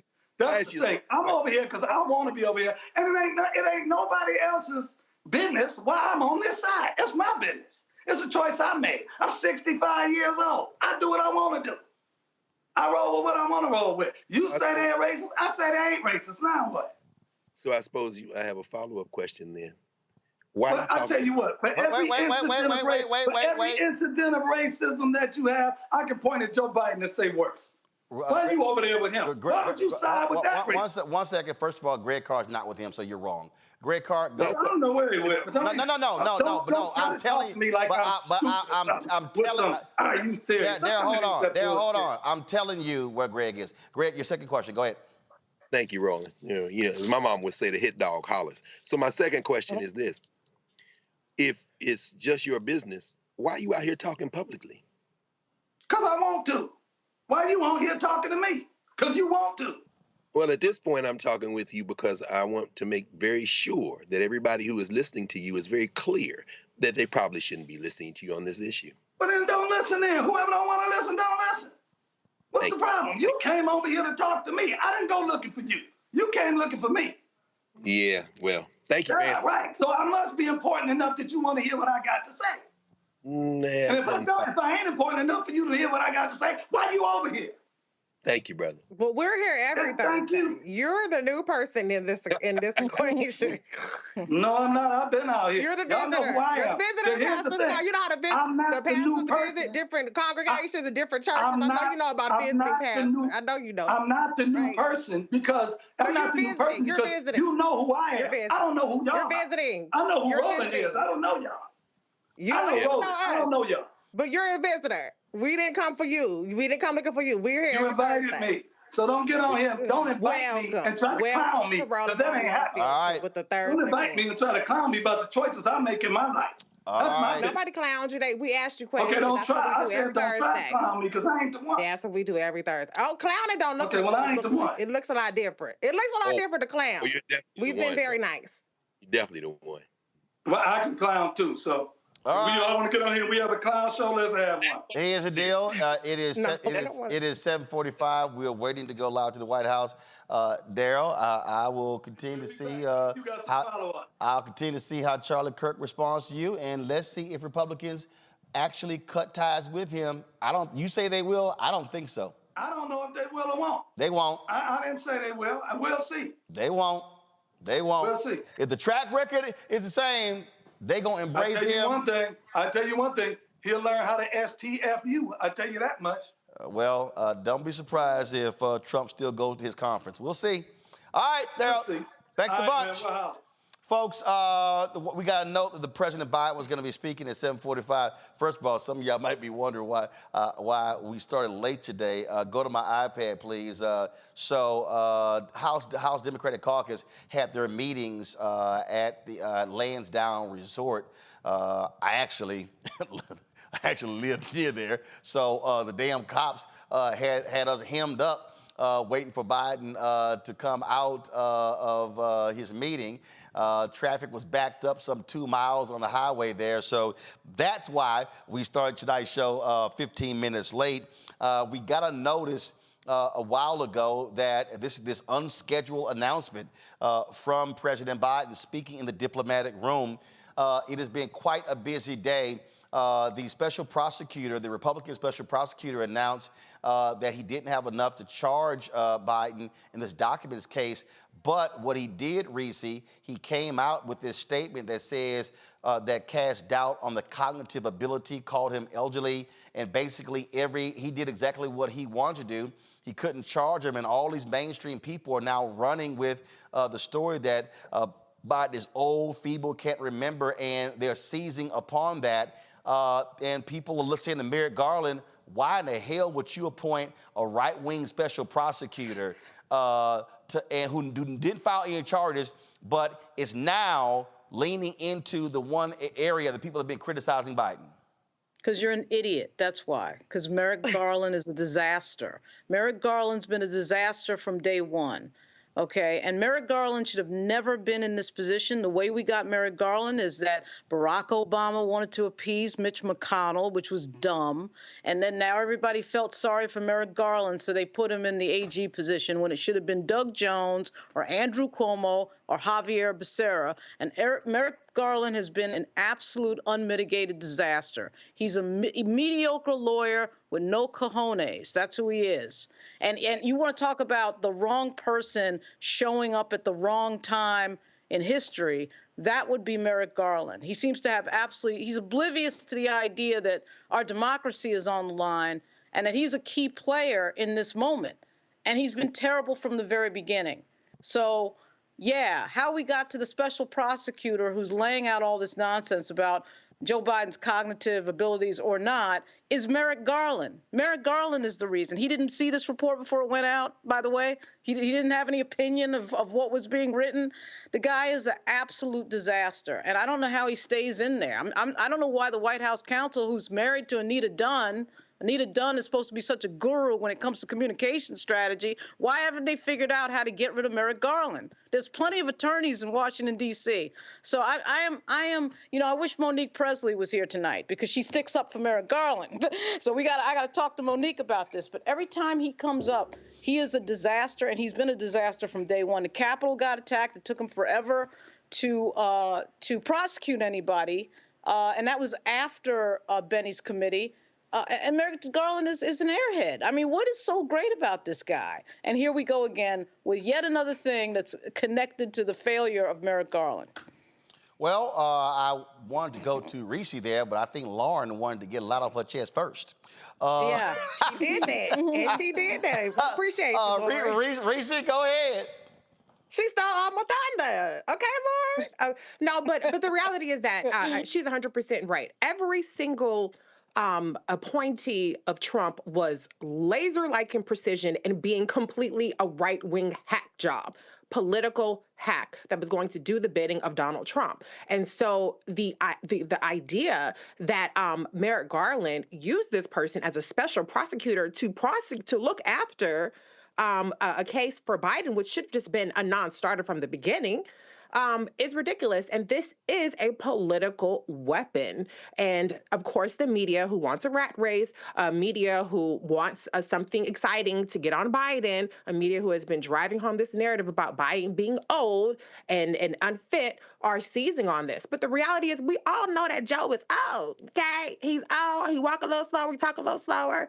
But the reality is I'm not looking at the fact that, whatever this person who's a Trump appointee is saying, I'm looking at my bank account, I'm looking at how my family is doing, and I'm looking at the other motherfucker on the other side who's facing 90-something counts. Nobody, not Dean Phillips, who got 1%, is jumping in. And so if Joe does become incapacitated, I'm sure somebody around him, maybe they will, maybe they won't, will step aside. If not, he'll limp his ass to the motherfucking ballot box, win, and then he can step aside and let Vice President Kamala Harris be the president. That's what they really scared of more than anything. It ain't even that they think that Joe is too old and mentally incompetent. They scared of something happening to him and Vice President Kamala Harris taking the reins. Greg Carr. Yeah, I'm just listening, and both of y'all laid it out so beautifully. Lauren, you're right with Merrick Garland, and then Reese, you're right that the politics of it are very difficult. It's in moments like this that we have to remind ourselves, or at least it might be useful to remind ourselves, that there are policy differences between the Republicans and Democrats, and there are personality differences. And I don't think anybody can say with a straight face that the Republican Party is anything, well, other than Darrell Scott, perhaps, that the Republican Party is the home of white nationalism. But it's also very painful for some people, not for me necessarily to say, not for me at all really, that there is no difference between the Democratic and Republican Party when it comes to the larger issues. This isn't about Jews and Muslims. This isn't about Arabs and Jews in Israel. Not primarily. Nola was right, and she knows this, including some of those confidential briefings she's been in. It's about oil and natural gas. It's about water rights. It's about preventing geopolitical shifts that have to do with non-white countries that are now forming their own alliances and a multipolar world. And all those things, get played in. But as that relates to Joe Biden, when it comes to foreign policy, there's really not much of a difference between Republicans and Democrats. And Joe Biden is a soft white nationalist, as is generally the Democratic Party. They're not racist in the hardcore individual sense, and many of them love black people. Joe Biden, for example, was loved, at least didn't dislike Clarence Thomas enough to put him on us when he was chair of Judiciary Committee, and black people, particularly black women, screaming to high hell, like, stop him, because you have the power. But he didn't. I'm saying all that to say this. Biden may be going to the podium now because his hand is being forced by shifting geopolitics and by domestic opinion, as Nola said. He gave his enemies a weapon because Joe Biden seems to think we live in a country. We don't. We live in a state with a lot of different actors, and there is no civility. There are no rules. We saw that today in the oral arguments at the Supreme Court, when the Supreme Court is twisting itself into knots to do something that they probably should do. In critical race theory, they call it legal indeterminacy. There's a way to get to whatever result you want. They argued politics today at the Supreme Court. Let's be very clear about that. And I must say that I kind of sympathize with them, because if you let one state put somebody off the ballot, then the other ones, as Alito said today, might take somebody else. Sam Alito issued a threat today at the Supreme Court to the Democratic Party. Basically, he said, if you take Trump off the ballot, then somebody's going to put Biden off the ballot for being an insurrectionist. And what I'm saying is this thing is spinning out of control. Joe Biden has a decision to make now. Even as people in his party, whether it be Gavin Newsom or the governor of Michigan, Whitmer, or others, might be, thinking that he might not make it to, as Reese said, he's limping too, but maybe he doesn't make it to the general election in November. He's got a decision to make. You're going to have to do something that very few U.S. presidents have had to do. You're going to have to step up and say something that's going to be deeply unpopular. It's not going to be morals or his moral anchor to drive him, because he said if he was Jewish, he'd be a Zionist. He's already morally compromised. This is about real politic at this point. You're going to lose this election, sir. And your friend over there in Israel, whatever economic and strategic interests that you're propping up, as every president does, including Barack Obama. I don't know why Netanyahu didn't like him. Oh, yes, I do. Netanyahu's a racist, but he wasn't ever going to do anything to not back you up. Well, whatever interest you have, this man getting ready to trigger a regional war. And now you done gave, through Merrick Garland, them the knife to cut your throat. Now they're saying you're stupid and senile, and you don't remember when your son died, and you can't remember what year it is, and when you were vice president. And as you coming apart like tissue paper, your friend getting ready to trigger a regional war that could spiral out of control and throw the whole globe into problems, particularly if Iran is nuclear. So you might have to step in front of a podium today and draw a line. I guess we'll all see in a few minutes. That is the case. Again, folks, we got the notice from the White House about President Biden speaking to the nation at 7:45 from the diplomatic room. No idea exactly what he is going to be talking about. It's now 7:55, and so they're 10 minutes past that deadline. So we are waiting to see exactly what's going on here. Not quite sure what's going on here, and so we're waiting for that to come through. Earlier today, you also had, of course, now we've just got, so there's going to be a 2-minute warning. So in 2 minutes, we'll be going live to the White House. Go ahead and put that up in a 2-box, y'all, and so I can have that up. Again, a lot of things that are going on as we speak. A whole lot of things that are going on. You've got, of course, let's see here. You got this, again, report coming out talking about that he's not being charged in the Dockman's case, questioning his cognitive abilities, playing into the attacks that Republicans have been making on him. Also concerns by a lot of Democrats as well because of his age, being 82 years old. Remember, he was elected at 78. And so it's always interesting, these people keep talking about they don't like his age. I'm going, you elected somebody at 78 in 2020. Did you not think he was going to be running again? The last president not to run for re-election was President Lyndon Baines Johnson, and he didn't run because of Vietnam and the attacks that were upon him. That's why he didn't run, and so he was scared of actually losing. And it was after that first primary, and he was scared that Senator Robert Kennedy was in the race, and so that's why he chose not to seek re-election. So you don't have folks who run for president one time then go, hey, I'm just going to go ahead and give this thing up. Even though there have been a significant number of policy wins by this administration, whether we're talking about the CHIPS Act, whether we're talking about the student loan debt, whether we're talking about the infrastructure bill, all these different things that have happened, frankly, the administration has not done a good enough job of actually messaging their wins. And so they struggle in that regard. His polling numbers are also impacted by what's happening in Israel, Gaza. A lot of Democratic voters, young voters, disapprove of his full-throated support of Israel. That all plays a part of this as well. He's still running against an extremely weak candidate in Donald Trump. And so what we are looking at right now is a very tenuous situation that sits before us. And again, not quite sure what we're going to hear from the president. It's not like economic numbers. Those will come out. Again, earlier today, he spoke to the House Democratic Caucus out in Lansdowne Resort in Lansdowne, Virginia, in Leesburg, Virginia. And look, this could be about the border bill. As Lauren said, there was movement when it came to a bill dealing with Ukraine and Israel, but Republicans have fought him on the border as well. And so, again, we await the president shortly to step on out. Here we go. Here's President Joe Biden. Let me say a few things before I take your questions.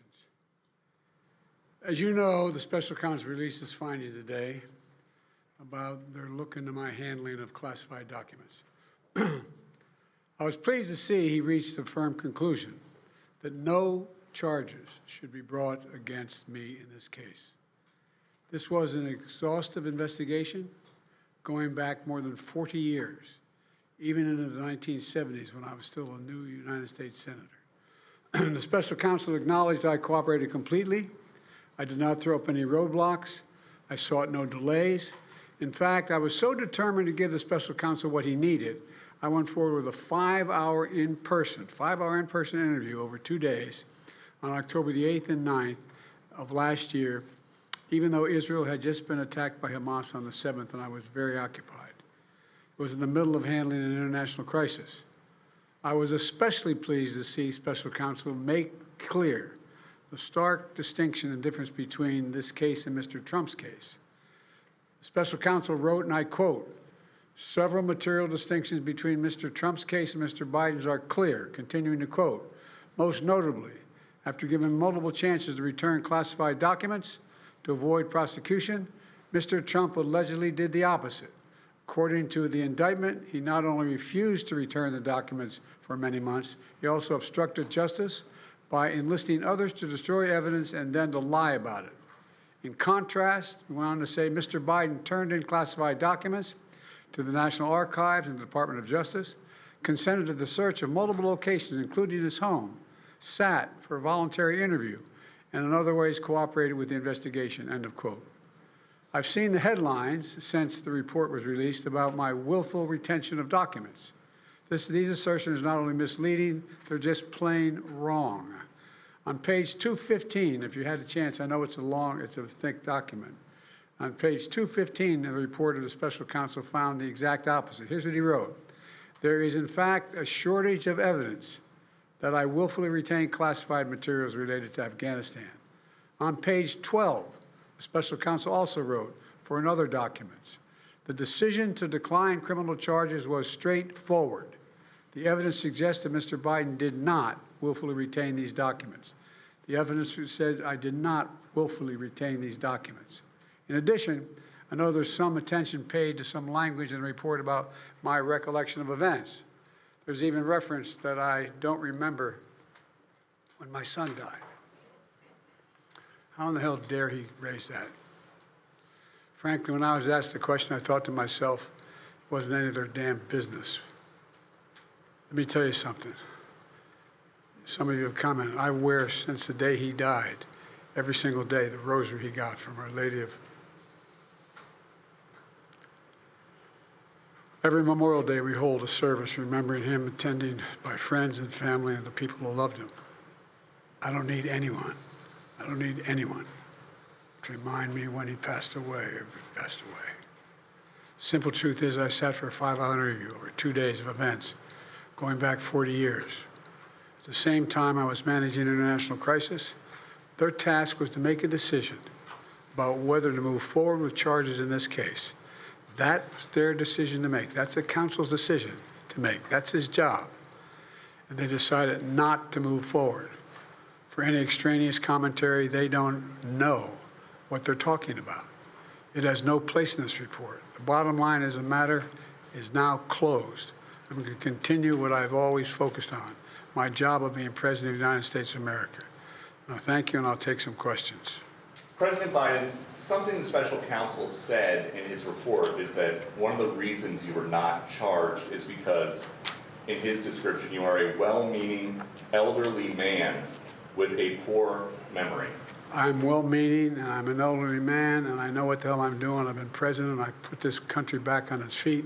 I don't need his recommendation. It's How totally bad is your memory, and can you continue as president?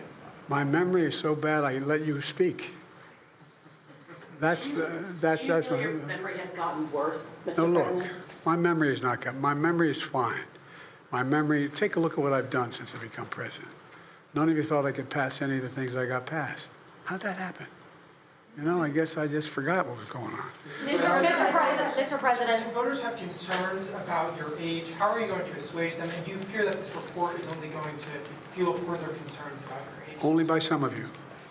Mr. President, you were cleared of criminal liability today. Mr. President. Do you take responsibility for at least being careless with classified material? I take responsibility for not having seen exactly what my staff was doing. It goes in and points out things that appeared in my garage, things that came out of my home, things that were moved not by me, but my staff.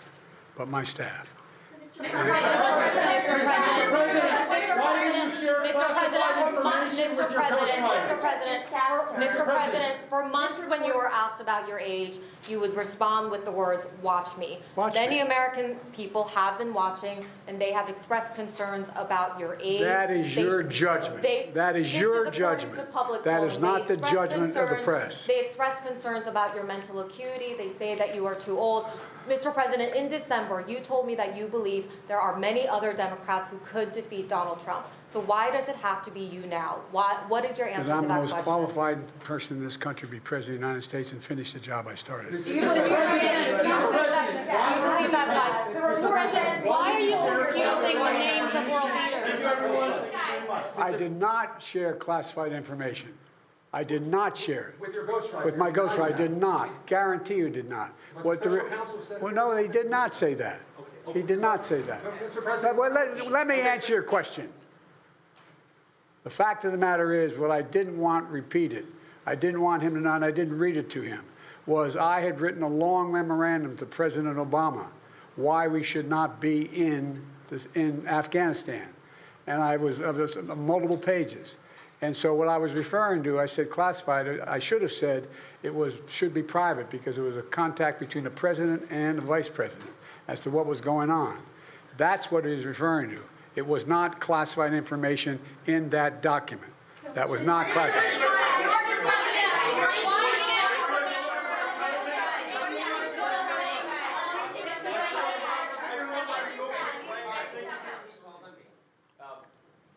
When you look back at this incident, is there anything you would do differently now? And do you think that a special prosecutor should have been appointed in the first place in both of these cases? First of all, what I would have done is overseen the transfer of the material that was in my office, in my offices. I should have done that. If I go back, I didn't have the responsibility to do that. That was my staff was supposed to do that, and they referenced that in the report. And my staff did not do it in the way that, for example, I didn't know how half the boxes got in my garage until I found out staff gathered them up, put them together, and took them to the garage in my home. And all the stuff that was in my home was in filing cabinets that were either locked or able to be locked. It was in my house. It wasn't out in, like in Mar-a-Lago, in a public place and none of it was high classified. Didn't have any of that red stuff on it. You know what I mean, around the corners? None of that. And so I wish I had paid more attention to how the documents were being moved and where. I thought they were being moved to the archives. I thought all of it was being moved. That's what I thought. Now, what was the last part of your question? Whether a special counsel should have been appointed in this case and in the case of your rival former president. I think a special counsel should have been appointed. And the reason I think a special counsel should have been appointed is because I did not want to be in a position that they looked at Trump and weren't going to look at me. just like they looked at the vice president. And the fact is they made a firm conclusion. I did not break the law, period. Thank you all very, very much.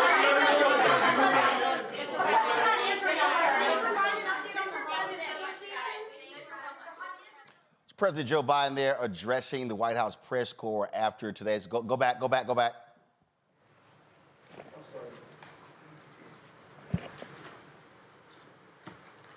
I'm of the view, as you know, that the conduct of the response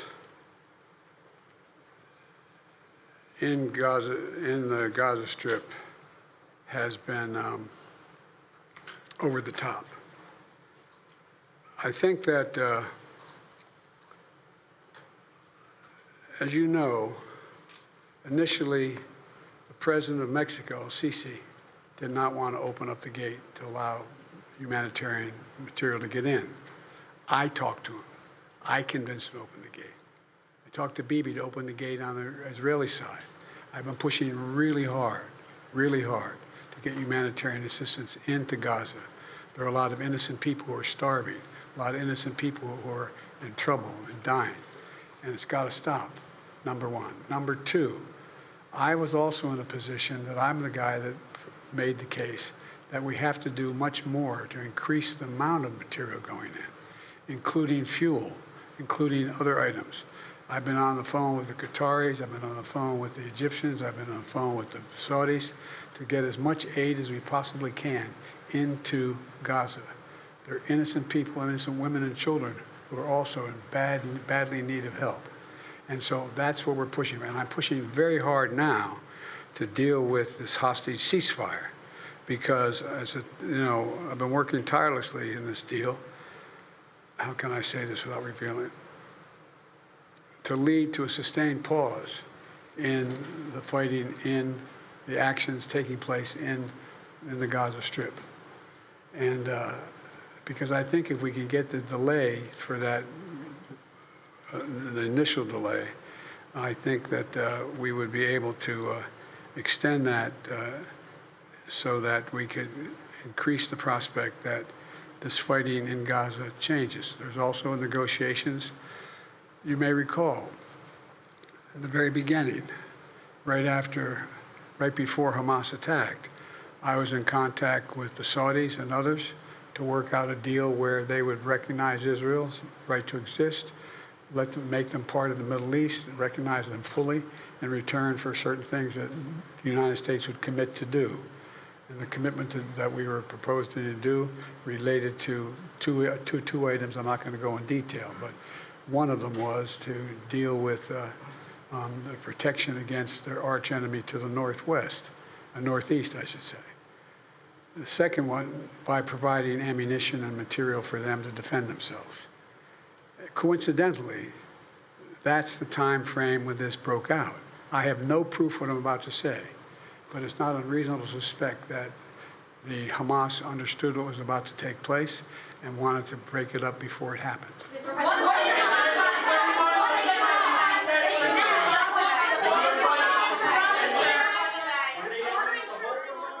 So that's President Joe Biden speaking to the White House press corps after today's special prosecutor report.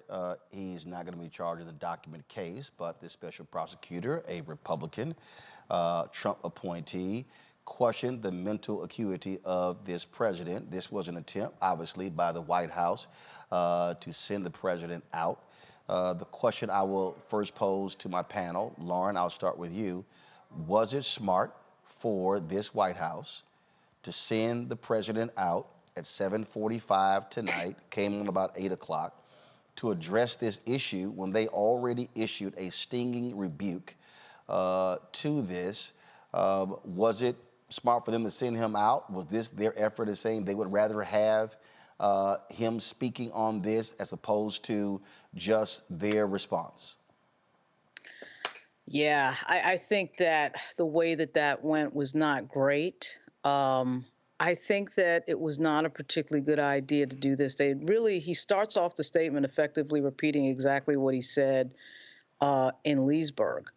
And then, of course, any moment when you have a question from the press that goes anything like, should you step aside? Are you too old? And I get that was probably either Fox's person or OAN or something like that. But that's the context of this press conference. He's effectively having this moment to explain mental acuity. I mean, that's what this is about. So the subject matter of the press conference is defensive. You're on defense, you're answering. This is not an offensive press conference. This happened because I think they felt like they needed to explain something. And I got to tell you, increasingly, Joe Biden is starting to remind me of the shark in Jaws, where you have the barrels being shot at the shark. Remember the yellow barrels, and they're trying to weight down the shark. He's got a lot of barrels that are going in, and he's getting weighted down by different things. It's Israel. It's the age issue. We're hearing, of course, this thing with black voters that gets louder and louder, the problem with black voters. And I'm thinking that, this was not a great idea. And I'm sure his staff is well aware of the fact that probably after a certain time, as somebody who, for a long time in my life, and even now has been one of the youngest people in my family, I know what it is to have older folks around. And usually at about a certain time, they get a little bit tired, quite frankly. And he's the president of the United States. He's not a retiree. So I'm sure the staff was aware that it probably wasn't a good idea to have him go out there unexpectedly with something like this. And I think we saw the result of that. He is 80, what is he, 82? Is he 81 or 82? 82. Thank you. And so I'll end it there and listen to Reese and Dr. Carr, but I just feel like this was not the greatest idea in the world. Reese? Well, let me start off by saying this. Nobody in their right fucking mind would want to run for president on the Democratic side, unless you're Dean Phillips, who has no chance in hell. So the whole conversation about Biden being too old and there should be alternatives, nobody wants to run in this shit show of an environment where people don't believe that anything positive is happening. Yeah, there's some improvement in terms of people's views on the economy and inflation because they're improving, or in the economy's case, it's been pretty resilient, but nobody is going to squander their opportunity to running for president right now. So Joe Biden is it. Joe Biden is old. Like you said earlier, everybody knew his ass was old when 20 people was running against him and they still signed up for Joe Biden. Bernie Sanders, who took second place, also old. Okay? So we're not talking about spring chickens here. Donald Trump, also old. He don't know the difference between Nancy Pelosi and Nikki Haley. So with that stage being set, I don't think that Biden looked any older. I don't think he sounded any more decrepit or mentally incompetent than he has. And that's to say that he sounds like Joe Biden, and I think that's okay. I think that nobody is going into this with blinders on, thinking that we have some sharp, young Obama-esque type president. We know we got Joe. And I think that at the end of the day, I think it's good to kind of get ahead of it in the sense he's going to have to answer to it at some point. If you're answering to it while a whole bunch of other shit is going on, get it over with and move on, as opposed to dragging this out for letting it be a multi-day story. The media always has an appetite for whatever the next story is around the corner. And so even though he gave the best performance I think he can get, and I think that this kind of, to a certain extent, turns the page a little bit, as much as you can, from the fact that he ain't getting no younger. So, I mean, I'm a mixed bag. I don't think it was bad per se. But, I'm a little bit more encouraged by the fact that he at least said that Israel was over the top with the response. I mean, that's an improvement in the rhetoric. So he did say Mexico instead of Egypt. Okay, that's fine. People are going to pounce on that. But, I mean, I think that Joe is just old, and I just think that that's what we got to deal with, and that's just the reality of it. Greg, to reach his point, when he referenced being on the phone, he said that Sisi is the president of Mexico. He's the president of Egypt. You can clearly expect his critics are going to pounce and say, well, here's a perfect example. He mixed up the president of Mexico with the president of Egypt. Yeah.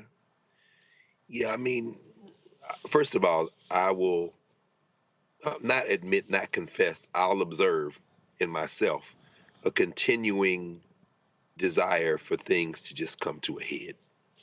That's why I thought maybe he would come out with something a little bit stronger as it relates to these to the killing machine that has been propped up by Europe and the United States since 1948 in the Middle East, but he didn't. And I'll leave this to you all. because you all are a lot closer to these conversations. You're in a lot of different rooms with a lot of politicians.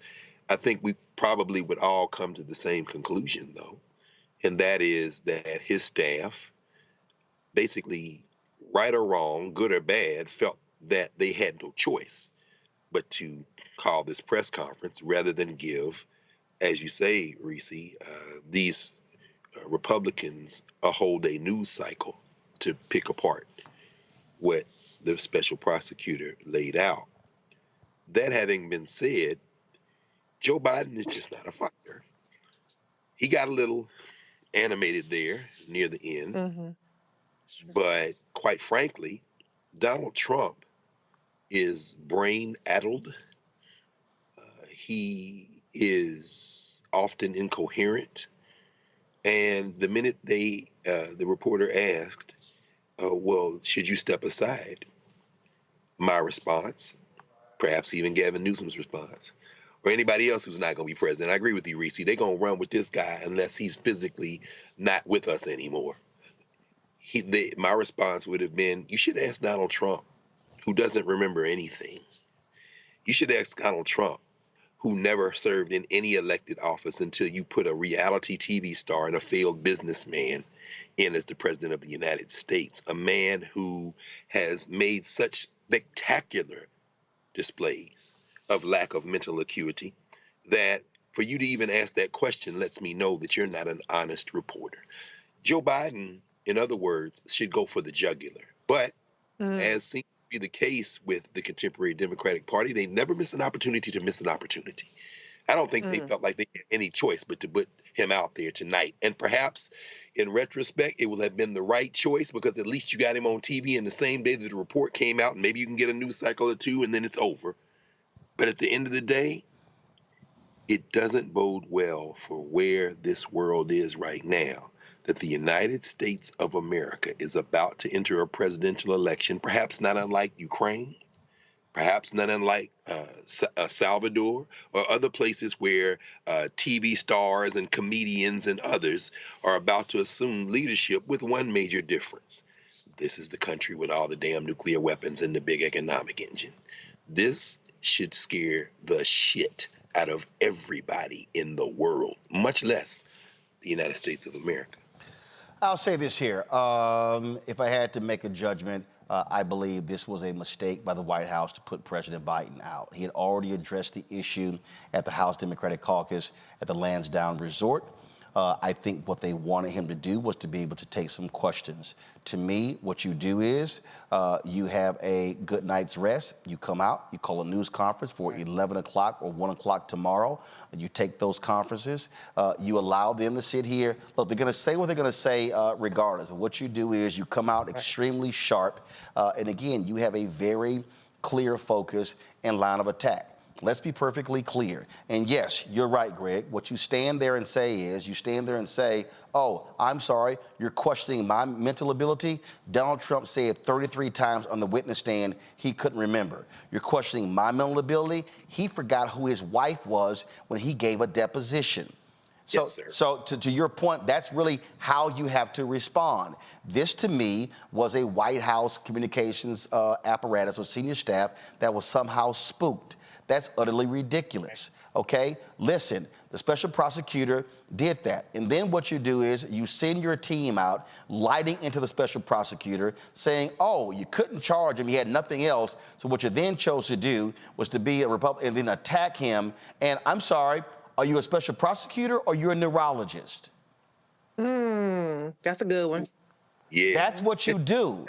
What you do? They should have had you in there, bro. No, but first of all, but they can't do that because, frankly, they've got too many. Let's be perfectly clear.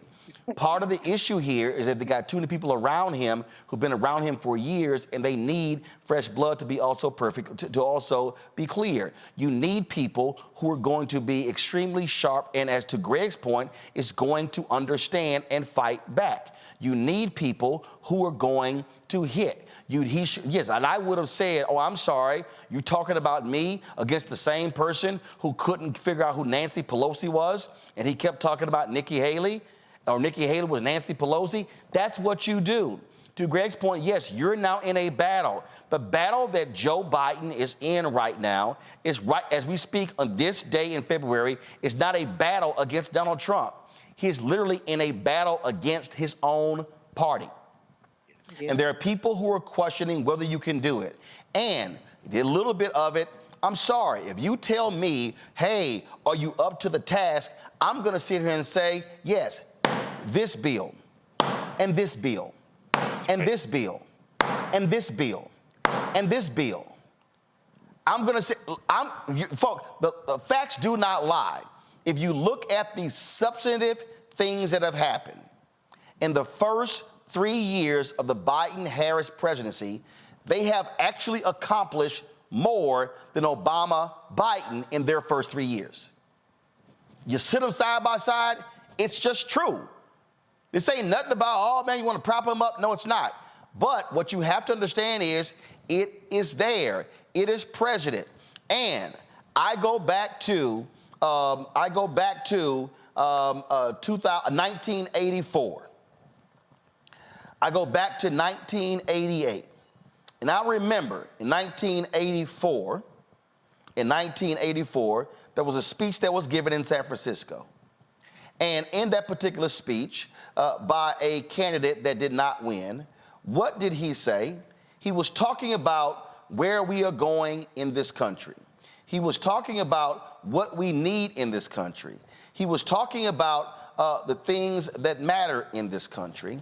And I remember this candidate speaking about this issue, and he said, I would rather have FDR in a wheelchair than Reagan on a horse.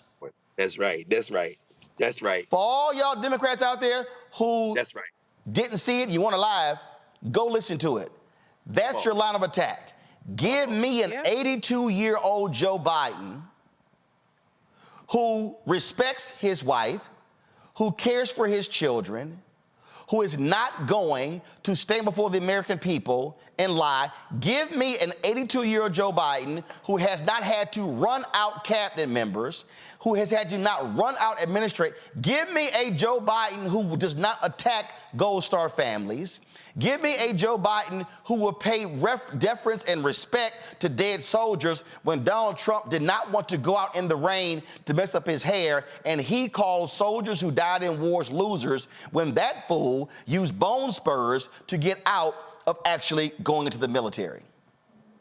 Mm-hmm. I will say this, and let me be very clear.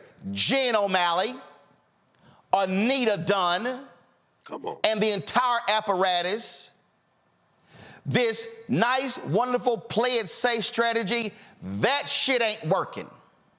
That's true. That is true. It ain't working. Mm-hmm. And so y'all had better understand that, again, we're dealing with the cards that we're dealt. And let me say this, and I said it before, all of y'all people sitting out there, go back to the 4-box, all of y'all people sitting out there, all of y'all who keep saying, oh my God, he too old, who did your ass vote for in 2020? Let me run them down. Kamala was running. Mm-hmm. Corey was running. Klobuchar was running. Buttigieg was running. Bloomberg jumped in. Warren was running. Sanders was running. Deval Patrick jumped in at one point. Am I leaving somebody out? I think I'm leaving out like Julian Castro, Kirsten Gillibrand, Julian Castro, Kirsten Gillibrand, Beto O'Rourke. All them people ran. Folks who were in their late 40s and 50s and 60s and some of them early 70s. Mm-hmm. And folks didn't vote for them. So I don't want to hear nobody today complain about why we had nobody else. You picked him in 2020. I know somebody's going to say, well, that was last time, but this time. But here's the deal. The person who was picked in 2020 did beat the person who's running against him right now. That's true. And I'm going to tell you right now, and y'all can sit here and say whatever you want to say. Y'all can try to sit here and call me, oh, you a shield, you this, you that. I don't give a shit what none of y'all say. I will take a 82-year-old Joe Biden if he don't remember what he had for breakfast over a white supremacist, domestic terrorist, insurrection-leading, lying, despicable individual who did nothing but degrade women, especially black women, abuse reporters, crap on his generals, dog anybody who disagreed with him. There's no way in hell I would even remotely support that evil son of a bitch, Donald Trump. Nope. So, make any judgment you want to make. Barring anything health-wise, it's going to be Biden Trump. Yeah. Right. And I'm telling you right now, if I could vote 100 times, it'll be 100-0 Biden over Trump. Because I know what the right wing is planning. They are attacking DEI, attacking affirmative action, attacking critical race theory. They are now attacking the Rooney Rule in the NFL. Absolutely. They are attacking civil rights. They don't want any student loan debt forgiven. They will tell Netanyahu, you can raise the entire Middle East if you want to. Mm-hmm. They are in the pocket of Putin, who Tucker Carlson interviewed, kissing up to him. These people are evil. They are clear what their strategy is. They don't care about the environment. They don't care about health care. No, sir. They care about the top 1%. The IRS announced that because of the new bill that Republicans did not want passed, they have been able to recoup $560 billion from rich folks by virtue of that being passed. But the Republicans want to get rid of all the new IRS agents because they don't want them holding their rich white donors accountable. That's right. So, again, we can sit here and play this game all we want to. And it's real. It is real. Oh, but by the way, let me just remind y'all, while all y'all talking about, man, Joe 82, it's a 90-year-old dude voting in the United States Senate. Chuck Grassley from Iowa. And he just got reelected, too. I just want to remind everybody, it's a lot of 80-plus people who are in Congress. And you know what? Yeah. Those people have a right to vote to go to war. How about that? Those are the very people who voted against the border bill. My God. These are the very people who are voting on policy. I just want to remind y'all, no president, they can't do nothing unless the bill passed the House and the Senate. Right. So you got folk older than him passing laws in Congress. All I'm trying to tell y'all is, somebody sitting here, why we need term limits? Y'all, the presidency has term limits. It's 2. He's only had 1. He ran for re-election. So that's just laying out here where we are. But Reese also said it best. All y'all black folks who's sitting here repeating the right-wing talking points, the real reason why they are attacking Biden's age, because of the black woman sitting behind him. Mm-hmm. They do not want, if anything happens to him, they do not want her to ascend to the presidency.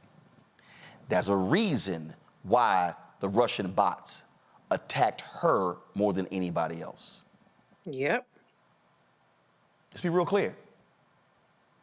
All of these poll numbers regarding Vice President Kamala Harris, y'all, those things were locked into place when she was viciously attacked during the campaign. Now, her folks screwed up. They made some mistakes. I told them, y'all should release your criminal justice plan early in the campaign. It took them 4 months to do so. They allowed that whole deal, top cop, to get locked in. That was a mistake on their part. And I've said it to her and her team. But I'm telling y'all right now, y'all, this is a chess game.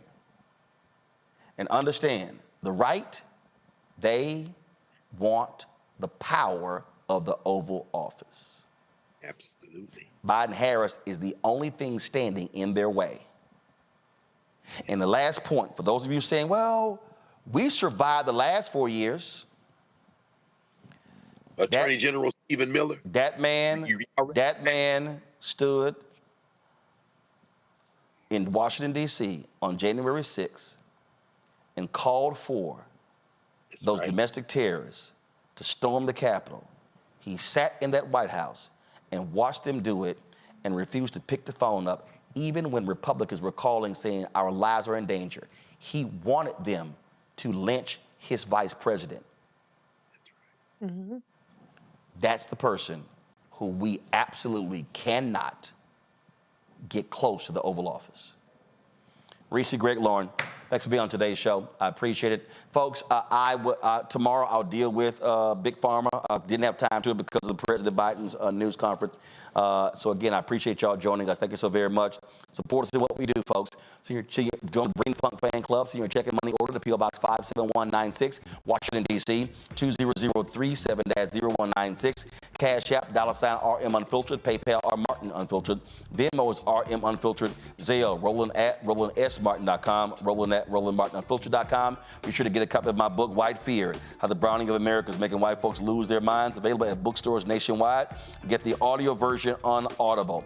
Be sure to download the Black Star Network app, Apple phone, Android phone, Apple TV, Android TV, Roku, Amazon Fire TV, Xbox One, Samsung Smart TV. Folks, that's it. I'll see you tomorrow right here. Roland Martin Unfiltered on the Black Star Network. Holla! Black Star Network is here. Oh, no punches! I'm real revolutionary right now.